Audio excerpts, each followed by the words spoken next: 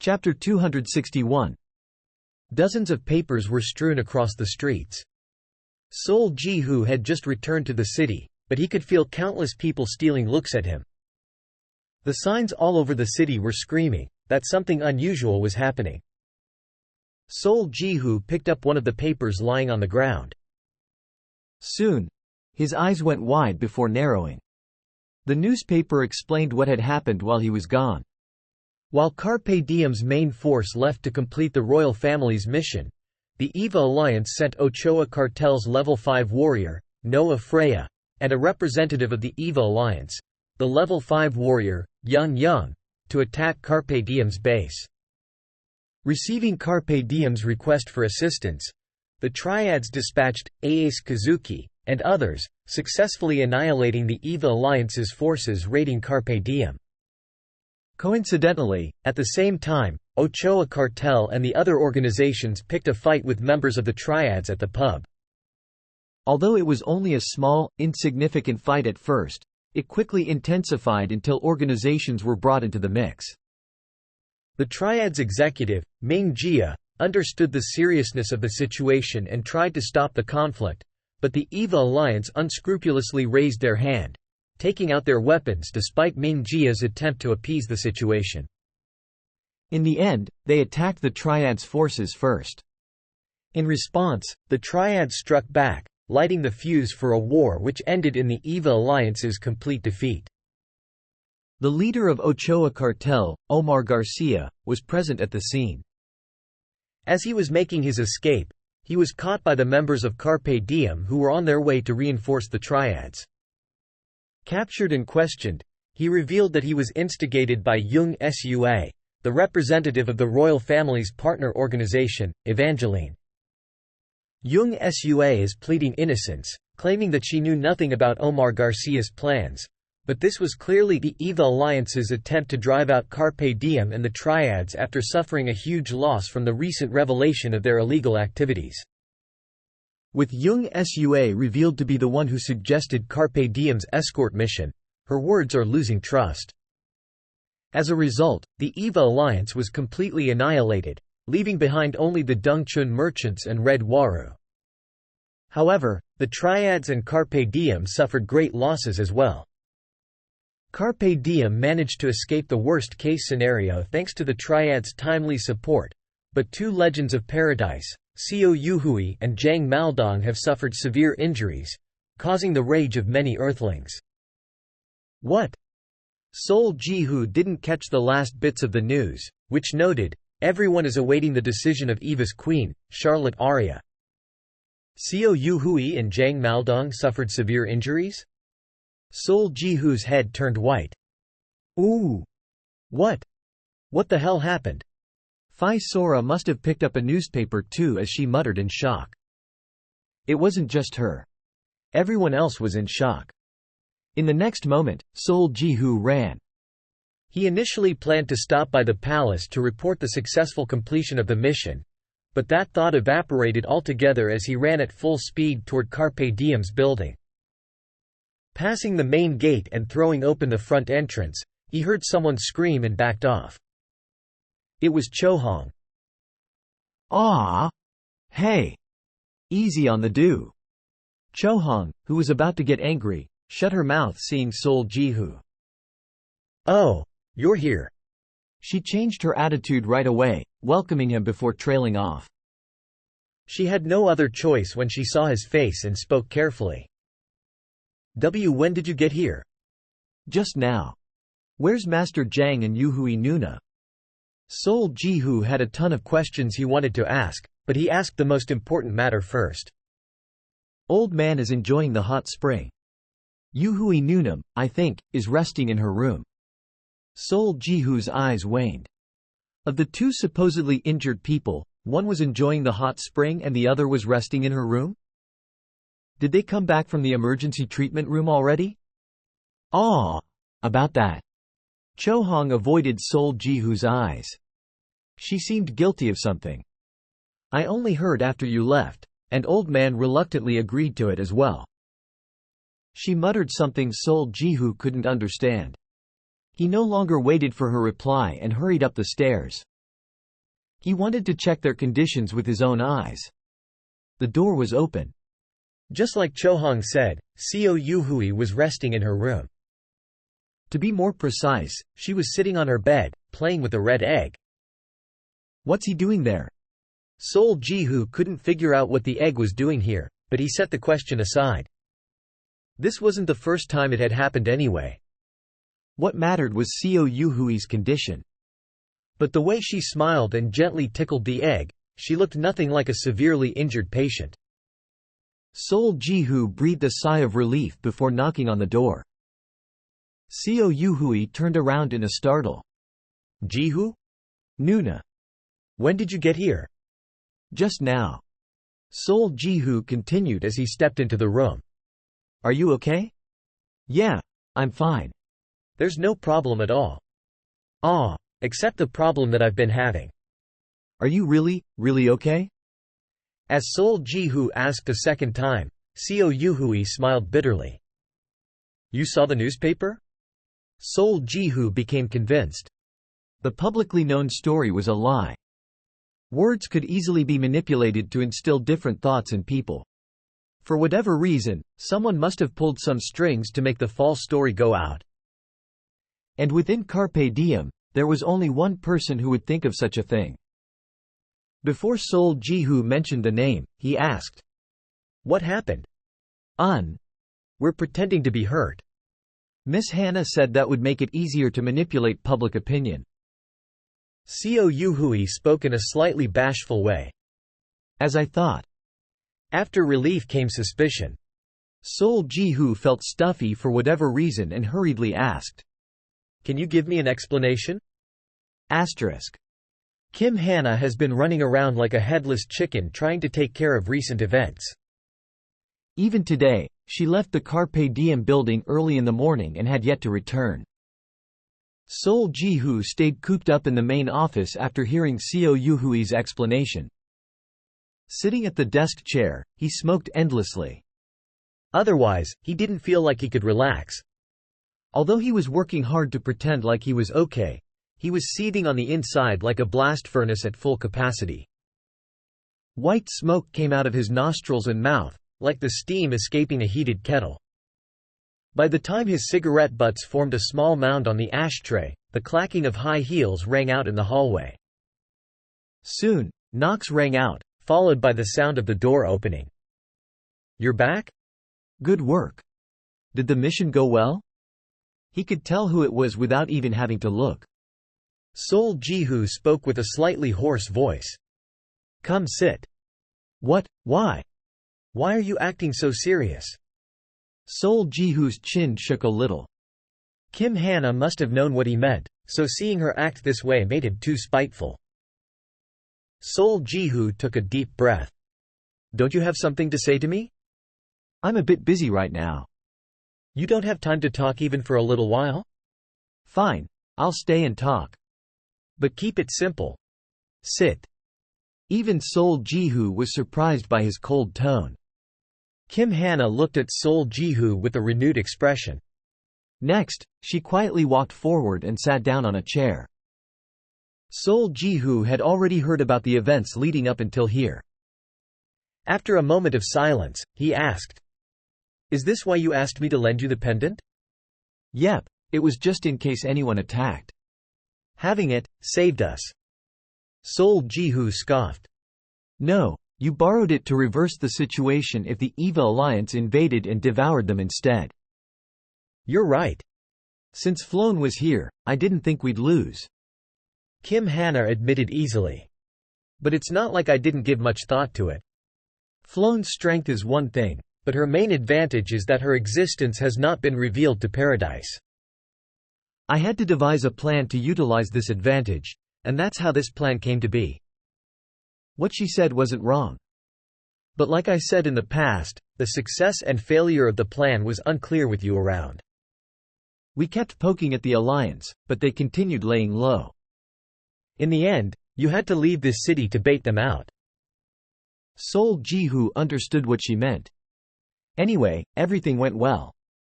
With the Eva Alliance attacking first, we have the proper justification to deal with them. We also hid Flone's existence, and with clear evidence supporting us, the public support is with us as well. The EVA alliance is practically done for. Indeed, the outcome of the plan was an undeniable success. After all, 5 of EVA's 7 remaining organizations had collapsed. That was the case if he only looked at the outcome. But what Seoul Ji-hoo had a problem with wasn't that. You know that's not what I'm talking about. Quote. Since when? Seoul Ji-hoo cut himself off in the middle, feeling that his tone was getting unnecessarily sharp. However, his voice had already gotten loud. Park Dungchun Ajushi gave us the information that the royal partner would pull some strings in secret. Kim Hana revealed the truth. And shortly afterwards, I also got a message from Sorg-kun, saying that Jung Sua, the representative of Evangeline, brought up the idea of having Carpe Diem escort the Federation members. He was delaying the decision and wanted our input on the matter. I figured that was the perfect opportunity. So, this is the first time I'm hearing any of this. Seoul Ji-hoo cut her off, and Kim Hana went mute. Seeing her staring fixedly, Seoul Ji-hoo continued where he left off. Couldn't you have said something to me? Or at least, you could have called me after the plan ended in success. Do you have any idea how surprised I was when I came back? Kim Hana scratched her head as she made a flustered expression. Ah! Were you? What? Was I? I mean, it's true that I didn't tell you about it, but what's wrong with that? It's not like I committed a crime. And look, the outcome is great. Seoul Ji-hoo doubted his ears, finally turning his gaze and staring straight at Kim Hana. Facing his heated gaze, Kim Hana flinched subconsciously. She wanted to pretend that she was fine, but her body shrunk back on its own. Her throat felt parched, and she licked her lips unknowingly. This was the face, the attitude, and the other side of Seoul Ji-hoo that Kim Hana witnessed for the first time ever. Who would have thought such a terrifying face would be hidden underneath all that childish laughter? I see. While she finally understood what Seoul Ji-hoo's enemies had felt all this time, she barely managed to raise her hands and shrug. How rude. I thought you'd praise me. I gotta admit, I'm a little taken aback by your anger. She sounded innocent and nonchalant. Seoul Ji-hoo almost snapped and let his anger explode, but he held himself back at the last moment. Checking Kim Hana with the 9 eyes, he confirmed that she was still shining gold. There had to be a reason the Golden Commandment was showing up in this situation, a reason that Kim Hana was treating him this way. Seoul Ji-hoo growled. Why are you doing this? A subdued voice flowed out. It was as if he was restraining himself despite having many things to say. With Kim Hana being sensitive to the emotional changes of others, there was no way she wouldn't catch this. Perhaps this was the final chance. Something that Kim Hana learned after coming to EVA was that Seoul Ji-hoo did not hesitate to pull out his spear against those he deemed to be his enemies. Regardless of the intention, Kim Hana had tricked Seoul Ji-hoo. Perhaps it was misleading to say, tricked, but Kim Hana had definitely carried out a plan while keeping Seoul Ji-hoo in the dark about it. Thankfully, the trust they had built up until now seemed to be telling Seoul Ji-hoo that there must be a good reason for her actions. I know. As such, Kim Hana decided to come clear. Fixing her posture, she sat tall and explained. You must be surprised and confused. You might also be furious and disappointed. But Ji-hoo. What you're feeling now is what I felt the first night we came to EVA. When Seoul Ji-hoo heard this, he felt as if a hammer had struck his head. His expression became dazed, and his mouth opened slightly. I'm not saying that I'm in the right. I was the one who took you around the city, after all. Kim Hana uncrossed her arms and subtly lowered her gaze. But it's not like I demanded anything difficult. She slowly continued. Calling for a meeting, explaining the circumstances carefully, hearing everyone's opinion and discussing whether anyone had better ideas. At the very least, We could have contacted the triads and let them know of our plan. What did you think I felt as you dragged the main force along with nothing more than the words, "Trust me"? Sol Jihu remained silent. And that's not all. You accepted the royal family's mission right away. You never thought to get back to them later and discuss it with us first? Sol Jihu finally realized why Kim Hana was doing all this. Do we need to have a meeting? Just tell me. And he learned why Kim Hana had glared at him back at the cafeteria. I'll be blunt. What would you do if I said with no explanation that we should go to Scheherazade this instant and hit Sinyoung? As you know, I have a grudge against Sinyoung, and they're not a righteous organization either. Sol Jihu clenched his teeth. You'd obviously say no, or at least ask me to explain. I would have no choice but to follow your order. Because at the end of the day, I'm just a member of this team. But that's not the case with you. It's fine when I do it, but it's not fine when you do. Sol Jihu hated these kind of hypocrites the most. But that was exactly what he was doing right now. If you push hard, we'll have no choice but to go along. As long as we're a part of this team, we have no other choice. Why? Because it's obvious that we'll be ostracized the moment we refuse. Then, we'd have no choice but to leave. Of course, Sol Jihu had no intention of doing this, but it was true that he practically forced the Carpe Diem members to follow him in achieving his goal. That's what it means to be a leader. You have the authority, and the position to use that authority. That's why you, of all people, should not have done that. Put nicely, he was a conqueror. But in reality, he was a dictator. At least in regard to the previous incident, Sol Jihu had acted like a dictator. Of course, Chung Cho-hong and Richard Hugo might not think the same way. Same for Master Zhang. They've all been watching you from right by your side for a long time, so they must have a deep-rooted trust in you. But that wasn't the case for Kim Hana and the others. In any case, I want you to think one more time how everyone must have felt as they followed behind you that night. Kim Hana let out a small sigh. And with that, I admit I acted out of place.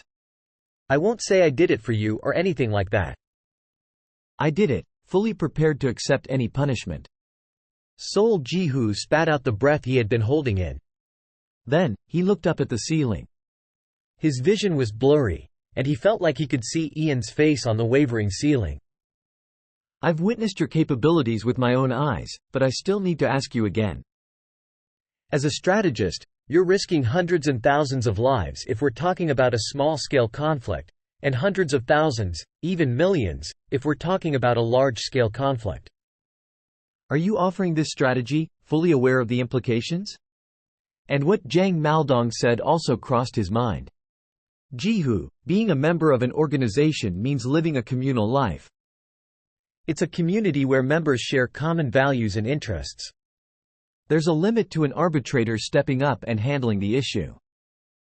You have to let the parties involved resolve the situation on their own. Of course, you can't give them too much freedom, or else the community will instantly become a mess. I've seen more than a few organizations that collapsed because of this. That's why you need rules and regulations. Applying principles and fundamental rules to everything to assure fairness. Miss Kim Hana knows this too well. The advice he'd heard in the past dug into his chest. Moreover, I'll take care of this by myself. I want to do it with my own strength, you see. At the very least, I told you beforehand, didn't I? Sol Jihu remembered why he got so mad at Cho-hong during the Delphinian laboratory incident. He couldn't hide his embarrassment. Of course, the situation was different from back then, but as Kim Hana said, simply telling his teammates to trust him wasn't a convincing argument. Yes, he was busy, but did he really not have time to call the triads even once? No, not at all. It wasn't that he couldn't call the triads, but that he didn't. The one person who should have stuck to the principles and fundamental rules no matter what had not done his job. Before Sol Jihu realized, his anger had dissipated completely. His drunken state of mind cleared up, and his mind seemed to turn sharper. Only now did he start to see his surroundings. Was I too temperamental? Did I go too far? Was I too hasty? Thinking so, he was struck with a strange sense of déjà vu. He thought he had fixed this after suffering a major loss in the neutral zone. Was I? But just like the saying, humans always repeat past mistakes, he ended up making the same mistake just because he had grown a little bigger. Too rash. Sol Ji-hoo closed his eyes. Chapter 262. I have a question. After a long silence, Sol Ji-hoo opened his mouth with his eyes still closed. When did you decide to do this? When you accepted the royal family's mission on your own and ordered everyone to start packing. Kim Hana replied in a quiet voice. The word ordered dug into Sol Ji-hoo's conscience, making him bite his lower lip. If I hadn't decided on the spot and asked for everyone's opinion. Kim Hana smacked her lips. As I said before, you're not a simple member, but a leader. You have the final say on any matter, big or small, that arises in the organization. That's what it means to be the representative of an organization. Meaning, leaving the minor aspects aside, accepting the royal family's mission was not a bad thing. It's just. The problem was the way he carried out his authority. I hoped you would at least keep the procedure of holding a meeting. But Sol Ji-hoo had not done so. He had ordered his comrades one-sidedly after accepting the royal family's mission. Normally, this would not have been a problem. But considering Carpe Diem's situation at the time, he should have discussed it beforehand. A meeting is a gathering of people to discuss various matters. Even if you already accepted the royal family's mission and decided on going, that's where I have the authority to officially voice my opinion. In front of everyone. Although she explained in a roundabout way, she was saying that she would have explained the plan to Sol Ji-hoo if he had held a meeting. Sol Ji-hoo sighed. He knew Kim Hana wasn't doing this just because of what he did on their first night here. Because she had already taken a step back at the cafeteria, her pent-up frustration must have burst out at the end. In truth, Sol Ji-hoo still did not regret what he did on the first night. Gyula had approved him, the egg encouraged him, and he himself thought that it was something that must be done. His thoughts still hadn't changed. And that was the problem. Not every earthling in paradise was Sol Ji-hoo. Everyone had their own desires and wishes. He should not have forced his beliefs onto others just because his actions were righteous. Sol Ji-hoo had thought, you could have at least told me about the plan. But the same applied to Sol Ji-hoo. The main point is that it would have been nice if you called me on the communication crystal before and just let me know. That way, I would have been able to prepare for the coming day and perhaps even assist you. As your friend and as your partner. He should have mulled over Hao Win's words more carefully. In fact, he should have first thought about his comrades, who trust him so much. He would not have needed to convince them anyway. The least he could have done was explain what he was planning to do. It was just like what Kim Hana said. What was on everyone's minds as they followed him that first night? Swapping the roles, how would he have felt if he were in their shoes? All sorts of thoughts flitted through his mind. And soon. Yeah. Within the icy silence. I think I made a mistake. Sol Ji-hoo opened his eyes. Asterisk. Following Carpe Diem's return after successfully completing the royal family's mission, a meeting was held. It wasn't for any particular reason, and there wasn't a pressing issue that needed to be discussed either. That said, things weren't fully resolved either, so it was too early to raise a toast and celebrate. Because Kim Hana pointing out Sol Ji-hoo's improper procedures meant what she had done was wrong as well. Moreover, Sol Ji-hoo and Kim Hana had different positions. Although they had done the same thing, Sol Ji-hoo at least had justification as the leader. Strictly speaking, an ordinary member like Kim Hana could not be placed on the same level as the representative of an organization. Even if they both were in the wrong, the reality of paradise was that she needed to be punished harsher than Sol Ji-hoo. As a result, the air in the meeting room was as cold as ice and as heavy as a rock. The team members generally had pale complexions. Cho Hong, especially, was glaring at Kim Hana openly, while Hugo's facial muscles were also wriggling. Jang Maldong showed signs of discomfort as well. Although he had agreed to Kim Hana's plan, that was because Kim Hana mentioned being given the authority to act as a proxy leader. It certainly wasn't because he approved of her actions. In fact, he had shown his reluctance by leaving the private meeting with Hao Win and Kim Hana before the meeting was officially adjourned. Despite this, no one spoke up. There were 3 reasons.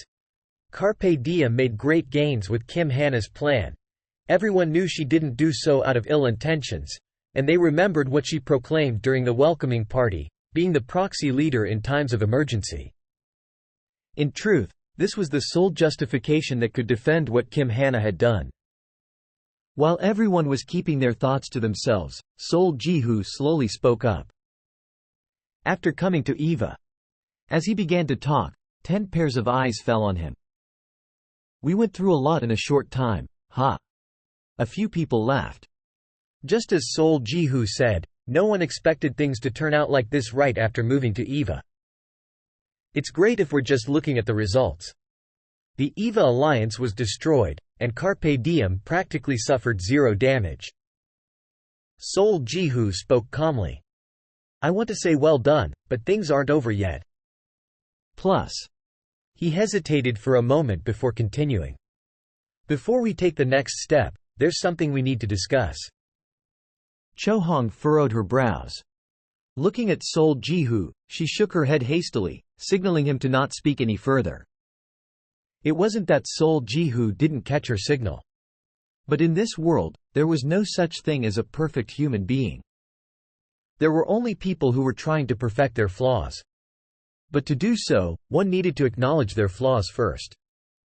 Only then would they be able to take the first step toward growth. Even when facing one's flaw directly, there was no guarantee it would be fixed. And so, covering or avoiding it was obviously a no-go. Knowing this, Sol Ji-hoo no longer hesitated and said, to everyone here, the war against the Eva alliance must have been a little, no, very sudden. Maria and Phi Sora nodded their heads. I really want to thank everyone for following me even when I was so stubborn. And I'm sorry as well. Sol Ji-hoo smiled faintly. From now on, I will share my thoughts more and hear everyone's opinions. He sounded as if a huge burden had been lifted off his chest. After he came to terms with his mistake, he had been feeling more lighthearted. That's what I wanted to tell everyone. Sol Ji-hoo ended his talk with that. When apologizing for a mistake, one should not be overly dignified, but one should also not lower oneself more than necessary either. Sol Ji-hoo thanked everyone for their support in the recent events, and by mentioning that he had skipped the proper procedures, he admitted his mistake as well. Jang Maldong gently closed his eyes. Meanwhile, Cho Hong gritted her teeth and glared at Kim Hana. To her, it looked like Sol Ji-hoo was humiliated because of Kim Hana. Just as she was about to say something, unable to hold in her anger. Not at all. A calm, quiet voice rang out in the meeting room. Marcel Guionia had unexpectedly spoken up. He had his hand raised, seemingly asking for permission to speak, so Sol Ji-hoo nodded his head. As you said, the first night was a surprise. It felt like it came out of nowhere. Of course, I understood when I saw the VIP auction house. Marcel Guionia lowered his hand and continued. When I joined this team, I discussed many things with Leader. Among them was the direction he wanted to take Carpe Diem. Sol Ji-hoo tilted his head. What Marcel Guionia said wasn't wrong, but he couldn't figure out why he brought this up. Ultimately, Leader and I have different goals, but we certainly have coinciding steps as well. That was the deciding factor that made me join this team. Well, it was also part of the requirements. Marcel Guionia cleared his throat. So I understand Leader's actions and support them. Only now did Sol Ji-hoo realize that Marcel Guionia wasn't talking to him. Leader, you said there was something you needed to discuss before you take the next step. That was because his cold gaze turned to Kim Hana. I apologize, but I believe there are two things to be discussed. Of course, this second matter might have been included in the first thing you wanted to discuss, but I feel it needs to be said first. His gray eyes, which resembled a wild wolf's, stared at Kim Hana as if to prey on her. Before that, there's something I want to ask. Miss Kim Hana was given the authority to act as the proxy leader, but wasn't that only in times of emergency? It was finally here. The eyes that had gathered on Sol Ji-hoo all turned to Kim Hana. Most of them were critical of her, but Kim Hana didn't bat an eye. In fact, she accepted the looks willfully. Yes, that's right. In times of emergency means exactly that, an unexpected situation. The dictionary meaning, I mean. As soon as Kim Hana acknowledged it, Marcel Guionia pounced on the opportunity to attack. I believe it's misleading to call this matter an emergency when the event was both expected and prepared for. His voice even carried a little bit of hostility. For example, the ghost lady. From what I hear, Miss Kim Hana predicted the attack and borrowed the pendant. Even without this piece of evidence, we can be sure of her knowledge regarding the matter by knowing the deal she made with the triads. Kim Hana's mouth twitched slightly. The backlash was stronger than she imagined. But she had already prepared herself for the worst. Whether it be an organization or a team, hierarchies existed and had to exist. While Carpe Diem's hierarchical structure looked very loose and free, it was a different story when Sol Ji-hoo was involved. No matter the organization, an incompetent leader was criticized and a competent leader was trusted. As a rather close-minded team, this was even more evident in Carpe Diem. One could see this just by observing how no one voiced any complaints even though Sol Ji-hoo had frequently skipped the proper procedures after coming to EVA. Miss Kim Hana clearly expected and prepared for this situation. How can anyone call this an emergency in good conscience?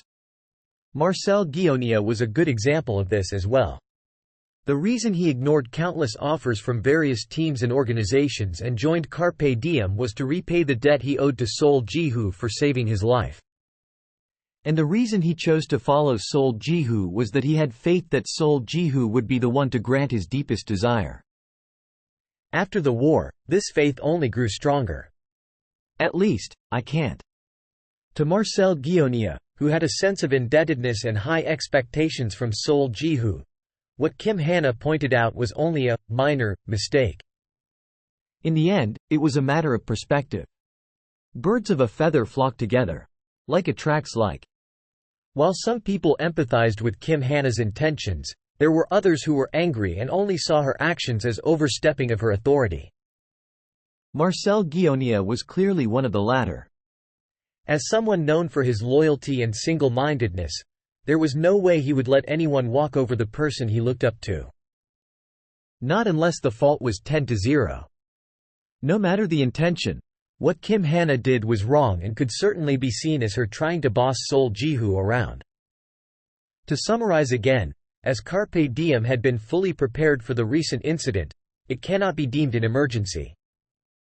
Thus, the Archer of Steel aimed at the fox. And I formally raised the notion that what she did should be considered an abuse of power. Kim Hana smiled bitterly. She had expected this to happen ever since she revealed her plan to Jang Maldong and Hao Win. Sol Ji-hoo was a competent leader. Since Kim Hana undermined the person who had the utmost trust of the team, she now had to pay the price. Yes. She could object if she wanted to.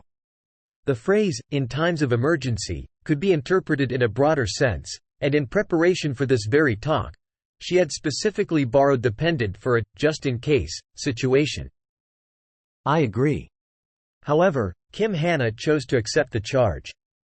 Although she could wiggle herself out of this if she wanted, she knew that doing so would turn at least half the people in the room into her enemy. This was easy to see. As the most recent addition to the team, she didn't share any deep bonds with anyone on the team. Unless she held gravitas that rivaled Jang Maldong's, She wouldn't be able to avoid criticism for trying to baby Sol Ji-hoo, even if it was in good intention. If she objected here, others would start to look for opportunities to get back at her. Most of the people in this room would become founding members of the organization. Getting on their bad side would only make things more difficult for her. As she carried the lofty ambition of making Carpe Diem the greatest organization in paradise, a punishment was needed for her to hold onto her position and reinforce it in the future. That was why she asked for the punishment of her own accord. "I'm sincerely sorry that this matter troubled everyone." Kim Hana bowed politely. Then, she raised her head and continued. "In regard to this matter, I talked with leader before this meeting, and he has decided to take away a part of my authority to prevent the same thing from happening again." "A part, you say?" Everyone turned to the head of the table again. Sol Ji-hoo sighed internally. Truthfully, he didn't really want to punish Kim Hana. Knowing that she shined gold, he didn't doubt her intention at all. Sol Ji-hoo wasn't a superhuman. Even though he would become the representative of an organization soon, there were still a ton of things he didn't know. Babying him like Seo Yuhui often did wasn't right. Unless there was someone to say harsh words and correct mistakes, a child would grow up without knowing right and wrong. It was essential to have an advisor who would put on the brakes when necessary. However, Kim Hana had refused vehemently. Her crossing the line was an undeniable truth. If Sol Ji-hoo said, "I made a mistake, and Miss Kim Hana did this with goodwill, so let's forgive her," this would be a terrible precedent that could negatively affect his future organization. He couldn't show biases by pardoning one person and not pardoning another. An organization's representative had to be impartial. Yes. In the end, Sol Ji-hoo took a deep breath before opening his mouth. "I will take away Kim Hana's authority to act as a proxy leader in times of emergency. Until further notice, administrative work will be her main focus." He revealed the content of her punishment clearly. Marcel Guillanea's eyes flickered with light. To put this decision into words, she had been pulled down from the position of a queen to the position of an administrator. Although she could still advise the leader directly, there was a big difference in that she could not act as his regent. Yes, understood. With this decision, the previous incident should not happen again, and Marcel Guillaunia was satisfied with it as well. Of course, the more hot-headed members wouldn't be content until she was either chased out of the team or forced to kowtow, but most seemed to accept this decision. In any case, they had to consider the fact that her plan swept the EVA alliance away, and Kim Hana was too talented to be chased out for something like this. That's an appropriate punishment. Jang Maldong, who had been sitting quietly until now, broke his silence. He took a brief pause before continuing. "I agree with this punishment since it will prevent the same thing from happening again. We should probably contact the triads as well." He spoke as if he just thought about it, but both Kim Hana and Sol Ji-hoo knew he changed the topic on purpose. Now that this matter had come to a resolution, dwelling on it any further would only make everyone more exhausted. Of course. Sol Ji-hoo took Jang Maldong's help right away. "I plan to contact them as soon as the meeting ends." The triads had helped them greatly in this last incident. Although the plan was a dazzling success, it wasn't as if they didn't suffer any loss of life. Since they acted as Carpe Diem's shield, it was only right that Carpe Diem thanked them. As the heavy atmosphere lightened slightly, Jang Maldong nodded his head and looked back. "All right, then now?" Just as he was about to say something, his eyes suddenly opened wide. He blinked rapidly, furrowed his brows, and stared straight at the other side. What? What is that thing?" When Jang Maldong muttered in shock, everyone reflexively turned their gazes. Next, everyone doubted their eyes. "Egg? Isn't that the egg from back then?" Phi Sora said in shock. Sol Ji-hoo's eyes widened as well. "When did this little guy get here?" He saw the red egg again. There hadn't been a single meeting it had missed, like it was some sort of a drug addict coming to get its dose. On top of that, despite being a mere egg, it had taken a seat for itself, lying on the table in front of everyone. What was even more startling was that it was wiggling back and forth. It looked like it was putting on an imposing air and nodding its head in approval. But it must have felt everyone's gaze as it suddenly stopped and turned left and right. Phi Sora's jaw dropped. Is it moving? It's moving by itself, right? A small ruckus erupted. But as if this had nothing to do with it, the egg lied down on the table. Cutting through the table by rolling forward, it stopped in front of Sol Jihu. Then, it fixed its posture and stood tall. "Ah, I was actually going to ask you before." Seo Yuhui asked with a curious expression. "What is it?" "Ah, it's..." Sol Jihu made a troubled expression as he looked at the egg staring back at him. He answered, "An egg. Thwack." The egg immediately jumped up and headbutted Sol Jihu's stomach. Although it didn't really hurt, Sol Jihu made a dumbfounded expression. "What? You are an egg." Thwack. It headbutted again. "You are an egg." Sol Jihu rubbed his stomach and muttered. Seo Yuhui tilted her head. "I think it's protesting and saying that it's not an egg." "Don't you have a name for it?" Sol Jihu fell into thought. He remembered reading something about a mythical spirit, but he couldn't really remember it at the top of his head. Seeing the egg bouncing up and down in anger, he spoke carefully. "Bouncy?" The egg twitched. Seo Yuhui covered her mouth. "Oh. What a cute name. I just made it up. I couldn't think of its real name." Sol Jihu trailed off as he saw the color of the egg turn into a deeper red. It even started to convulse noticeably. Seo Yuhui blinked. "I think it hates the name." "Yeah. Like a young master from the upper society shaking after being humiliated." Floan also chimed in. It was then. TK. The egg suddenly cracked. TK, TK. TK, TK, TK, TK. After the first crack, it spread like a spiderweb. Before anyone could do anything about it, the cracks spread all over the egg's surface. Everyone including Sol Jihu gasped. A few people even shot up from their seats. No one knew what to do facing this sudden situation. Luxuria had mentioned that the egg would test its partner in 3 stages. The first was approving the use of the spear. The second was deciding whether the human was worthy of being its lifelong partner. And the third was figuring out whether the partner had the qualification to use the Spear of Purity's hidden powers. Apparently, among the heads of the Rothschild house, most had failed to pass even the first stage. Why? However, Sol Jihu had suddenly passed the second test. That was what the hatching of the egg signified. While Sol Jihu was in thought, the cracked upper part of the egg fell. And soon, something popped out of the hole. Chapter 263. Peek! Something shrieked and leapt out of the cracked egg like a flash of light. It was a frightening speed comparable to that of a bullet and caused everyone to draw away reflexively. Ah! Its target was at the head of the table. Greatly startled, Sol Jihu twisted his body away, causing the thing to shoot past him by a hair's breadth. Sol Jihu's face went blank as he turned his head around. Fast. He couldn't even make out its silhouette. If he hadn't avoided it intuitively, he would have been hit. However, the surprise wasn't over yet. The thing that shot past Sol Jihu bounced upwards as soon as it hit the wall behind him. It then made several somersaults in the air before lightly landing back on the table.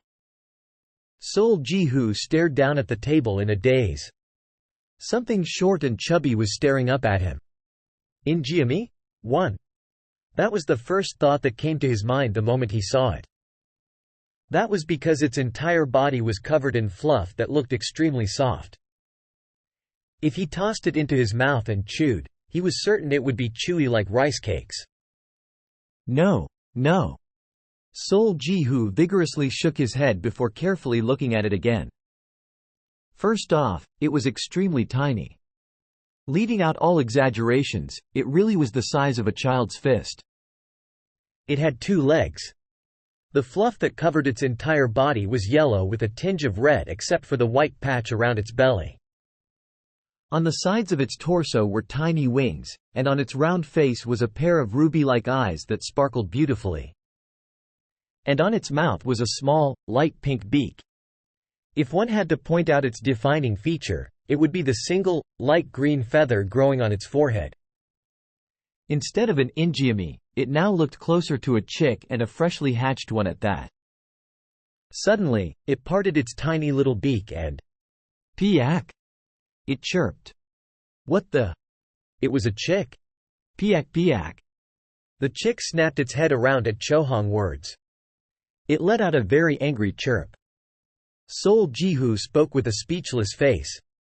No, wait. Why did you attack? "Piak piak piak piak!" it chirped even louder. "Piak piak piak piak piak piak piak piak!" It flapped its adorable little wings without pause and angrily chirped. He didn't know why, but it looked extremely indignant. Oh my! How cute! Seo Yu-hui made a dreamy expression with a hand on her cheek. Yeah. Hugo could not stop exclaiming either.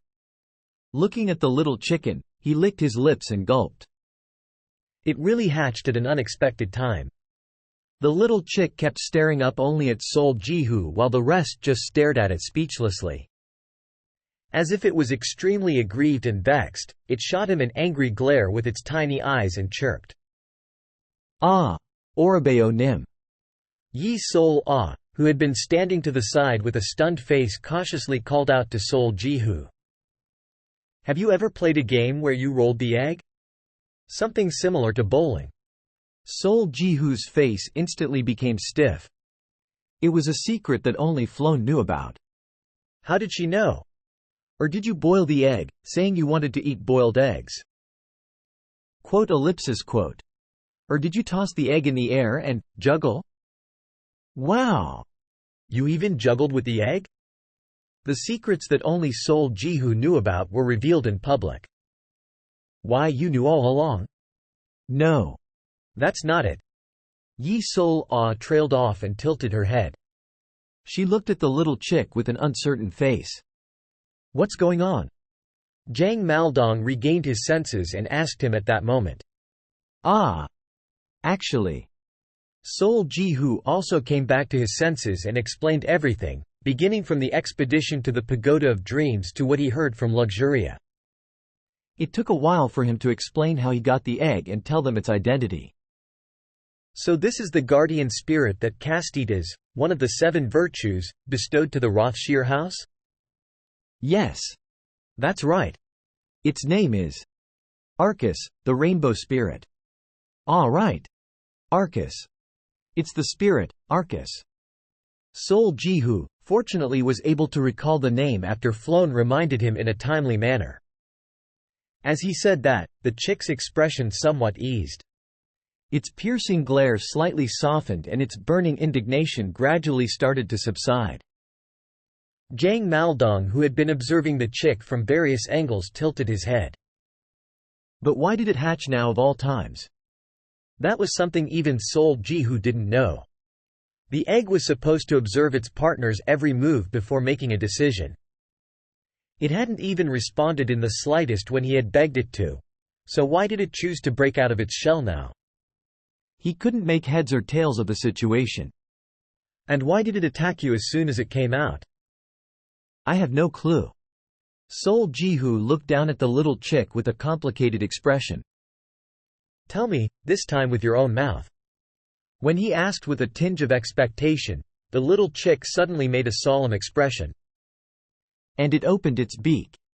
Pyang. Quote ellipsis quote. What came out were only incomprehensible chirps. It looked like it had understood him and was about to say something, but Sol Ji-hoo was about to sigh before suddenly blinking his eyes. Yi Sol Ah was squatting next to the little chick, nodding her head, almost as if she understood what it was saying. Ah. So that's why. Yi Sol-ah glanced at Sol Jihu. With all the gazes in the room concentrated on her, she made a stern expression, imitating the little chick. Then she spoke. You humiliated me, too. Phi Sora burst into laughter. She jerked back her head and crazily laughed before hurriedly fixing her expression. No, wait. It wasn't because it was funny. It was just too absurd. Sol Jihu frowned. Sol-ah. You can't joke around right now. Things are already complicated as it is. No. I'm not joking. Yi Sol-ah jumped up. You're not? Yes. Didn't you hear it? He had no clue what she was talking about. But seeing her protest like that made it likely that she wasn't lying. In fact, he already had a few suspicions. Miss Sol-ah. Excuse me. Xiao Yuhui interrupted them at that moment. With a face of extreme shock and skepticism, she asked in a low voice. Were you translating what this adorable chick said just now? No, I wasn't translating. Yi Sol-ah rolled her eyes before continuing in a quiet voice. Of course, I can only hear it chirping with my ears, too. But it felt like it was transmitting its thoughts to my mind at the same time. Ah, that's right. It was just like how Ghost Uni transmits her voice. Xiao Yuhui involuntarily sucked in her breath. She then immediately turned to look at Sol Jihu. Jihu. You said this mythical creature was the spirit, Arcus, right? Huh. Yes. Sol Jihu replied without thinking. She suddenly asked him again after whispering to herself. Are you sure it's a spirit? I'm certain. It said so in the records and Floan also guaranteed that it was. Xiao Yuhui's expression grew serious. She had a nervous expression and looked at Yi Sol-ah with eyes of disbelief. There's no way. Even if someone had a genius aptitude, unless the direction matches exactly. Without having a diverse aptitude like the Renaissance man or a jack of all trades, the probability is almost. She mumbled incomprehensible things to herself. Miss Sol-ah? Can we talk a little? She then dragged Yi Sol-ah out of the meeting room. Sol Jihu could only lick his dry lips as the two of them left.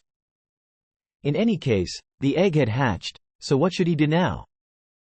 Sol Jihu pondered for a while before subtly reaching out his hand.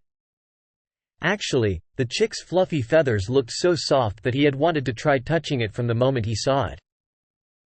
The little chick hunched its neck back when his palm touched the top of its head. Sol Jihu carefully stroked it like he was touching a ball of cotton. The little chick turned its neck and twisted its body around, not staying still, but it did not cold-heartedly refuse his touch. Whoa! How is it? When Sol Jihu let out an exclamation, Phi Sora, who had been absent-mindedly gazing from the side, quickly asked. It's really soft. It feels like I'm touching silk. And it's really warm, almost as if I'm holding embers. Phi Sora let out a small moan at the unrestrained review. I want to try touching it too. As if she was surprisingly weak to cute things, she quickly extended her arm.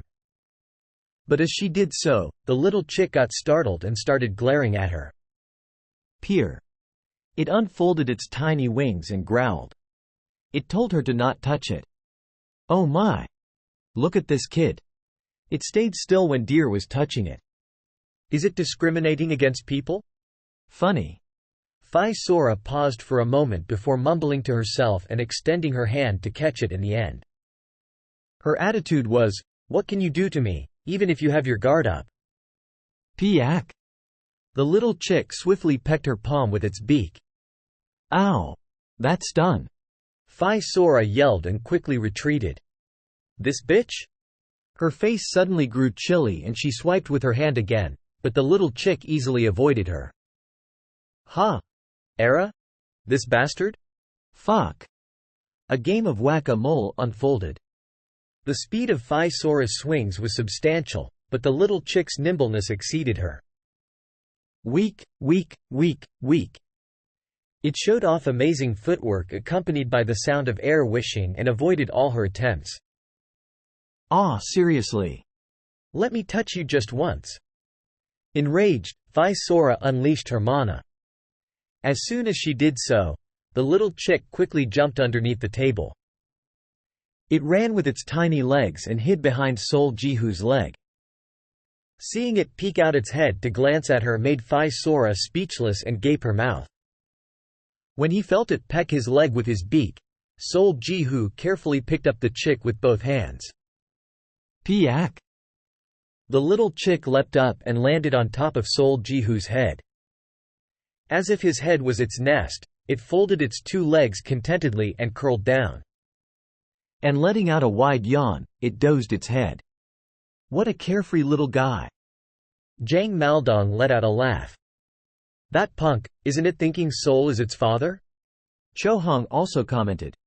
Seo Jihu raised his eyes as far as he could before giving up and smacking his lips. To take a nap after throwing a fit as soon as it hatched. It was beyond his understanding. After muttering to himself, Sol Jihu looked around and spoke.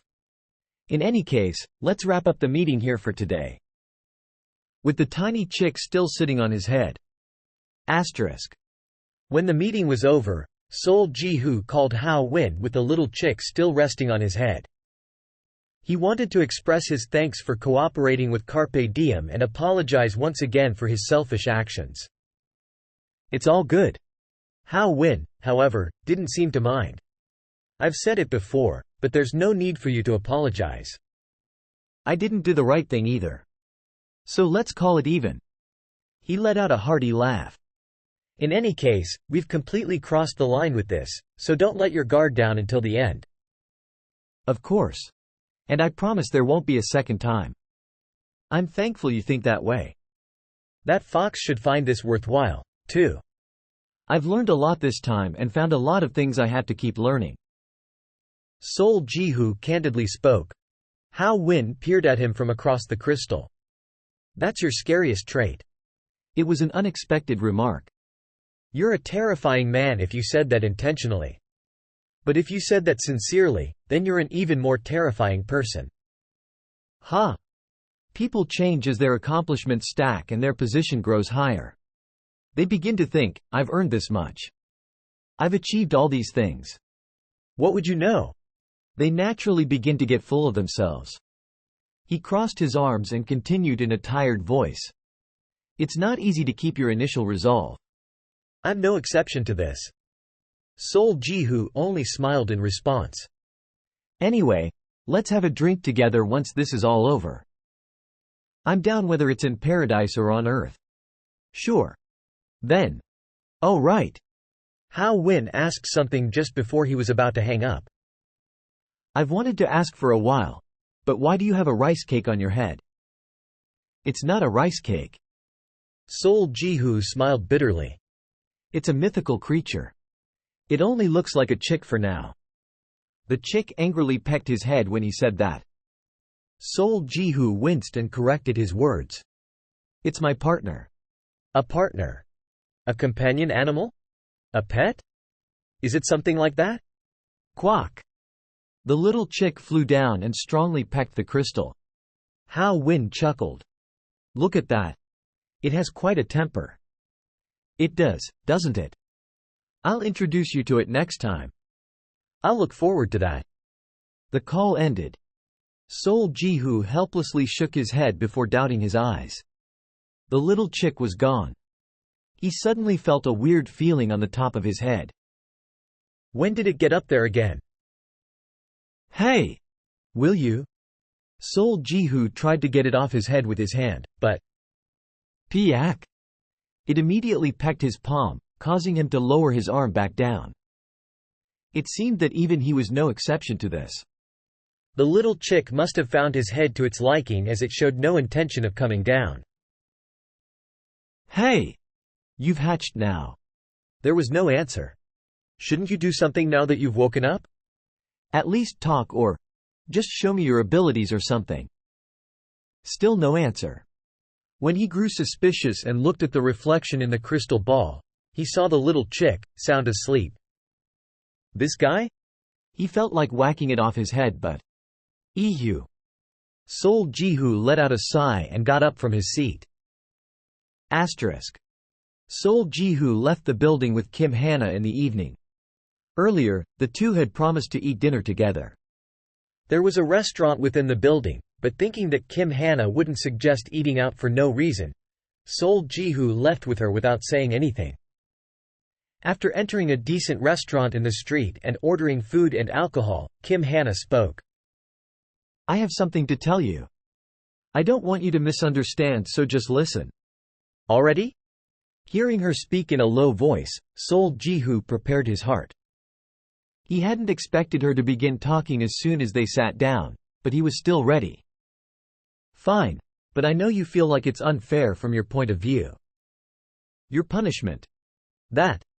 However, Kim Hana suddenly pointed at Sol Jihu.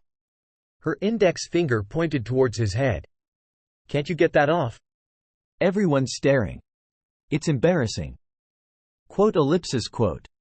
Sol Jihu's face stiffened before his shoulders drooped. I want to, too. Why? It doesn't want to come down? It's not a matter of simply refusing to get off. Sol Jihu complained. It goes into a mad frenzy if I try to even touch it a little. It thinks my head is its nest. Kim Hana laughed. With a fascinated face, she tried to touch it, but unsurprisingly, the little chick noticed her like a ghost and bared its beak. It then smacked Sol Jihu's head with its wings as if it was saying, "Why are you just looking and not protecting me when someone's trying to touch me without my permission?" It's an interesting child. Kim Hana helplessly lowered her hand while shaking her head. Then she asked, "How was it?" The meeting. Chung Cho-hong was trying her hardest to crush me. Did that not hurt your pride? Sol Jihu gave a shallow smile. She must have asked that after seeing the reactions of some of their teammates during the meeting. Having people acknowledge his authority as a leader was something he was thankful for, but there was a limit to that as well. A representative was certainly the highest position, but it was also one that had to bear responsibilities that it entailed. Above all, apologizing for something he had done wrong was nothing to be ashamed of. How about you? Sol Jihu asked back. As for the authority, I can just take it back later. Kim Hana plainly replied. I'm still in charge of the administration in any case. Then again, the authority as an executive officer alone was something that couldn't be ignored. It was something I was fully prepared to take off my uniform for in the first place. I'm satisfied with this. Uniform, huh? Sol Jihu looked at the coat Kim Hana had hung over her chair with lewd eyes. Sensing a sharp gaze, he averted his eyes and switched the subject. Putting the Dongchun merchants and the Red Waru aside, how's the Evangeline faring? They've practically been flung off a cliff after having their relationship with the EVA Union revealed. They're barely hanging onto their last rope. Really? But that rope seems to be quite sturdy since they're managing to hold on. Our great queen of EVA seems to be shutting her eyes and ears. I hope things won't be hushed up. It shouldn't be. That guy, Sorg-kun, is hard at work on the case. Kim Hana continued. We'll receive a call from the royal palace soon in any case. It doesn't seem like a bad idea to wait for the time being. We can finally take a breather and resolve the things we had to push back. Sol Jihu fully listened to Kim Hana's words. He hadn't known before, but now he did. By things we had to push back, you mean? We should finish the work that we started, don't you think so? I think we should wrap up registering the organization, think about how we're going to do the opening ceremony. Kim Hana didn't use conclusive words when she talked about the direction and future plans of the organization. Instead of a command like, do it, she would say, I think, or, we should, and leave the final decision to him. She was strictly advising him as a member of the staff. And you? Me? You should think about how you want to set up the new organization system, composition, positions, etc. Don't you, Representative Sol? Using the Carpe Diem system won't work, right? Stop with the nonsense. Did Carpe Diem even have a system in the first place? Everything was up for grabs. Kim Hannah snorted. There will be more people the bigger the organization gets. And as a result, you'll have to divide people into different teams for different roles. Then you'll naturally have to have officers or managers in charge of them. You can't be thinking that you can get along with people that are way tilde underneath you, right? Like you've been doing up till now. Sol Jihu smacked his lips. I'll have to personally experience it to find out, but this is hard. Being a representative, that is. This kid. Then did you think it'd be easy? Kim Hannah smiled. But don't worry too much. Why? There are too many factors that will make this successful. This level of network, members, budget, etc. In fact, there have been very few organizations that have started with these conditions. You didn't believe me in Scheherazade. I was an outsider then. Now I'm an insider. After correcting him, she gave him a sideways glance. Well, it's not that there aren't any worries, but… Quote. The food and alcohol that they had ordered finally arrived. In any case, eating came first. Should we toast? Kim Hannah said as she poured the alcohol. Sol Jihu shrugged. A moment later. For our new organization. Kim Hannah raised her cup after handing him one. For paradise. Sol Jihu also raised the cup that he received. The glass cups that collided in the air made a sharp ringing noise. 1. A variety of Korean rice cake. 2. A reference to a famous line from the Korean movie, A Bittersweet Life. Chapter 264. Once the series of intense incidents finally came to a close, Carpe Diem regained its peaceful days. But a war didn't end just because there was a victor. Dealing with the aftermath of a war was just as important as the victory itself. If Carpe Diem was satisfied just with defeating its enemy, it would not have such peaceful days later on, because just like in Harem, people would employ all sorts of methods to hinder them. But unlike back then, Carpe Diem now had Kim Hannah. Being the witty fox that she was, Kim Hannah knew other Earthlings would hold grudges against Carpe Diem if it devoured an easy-to-control city like Eva for themselves.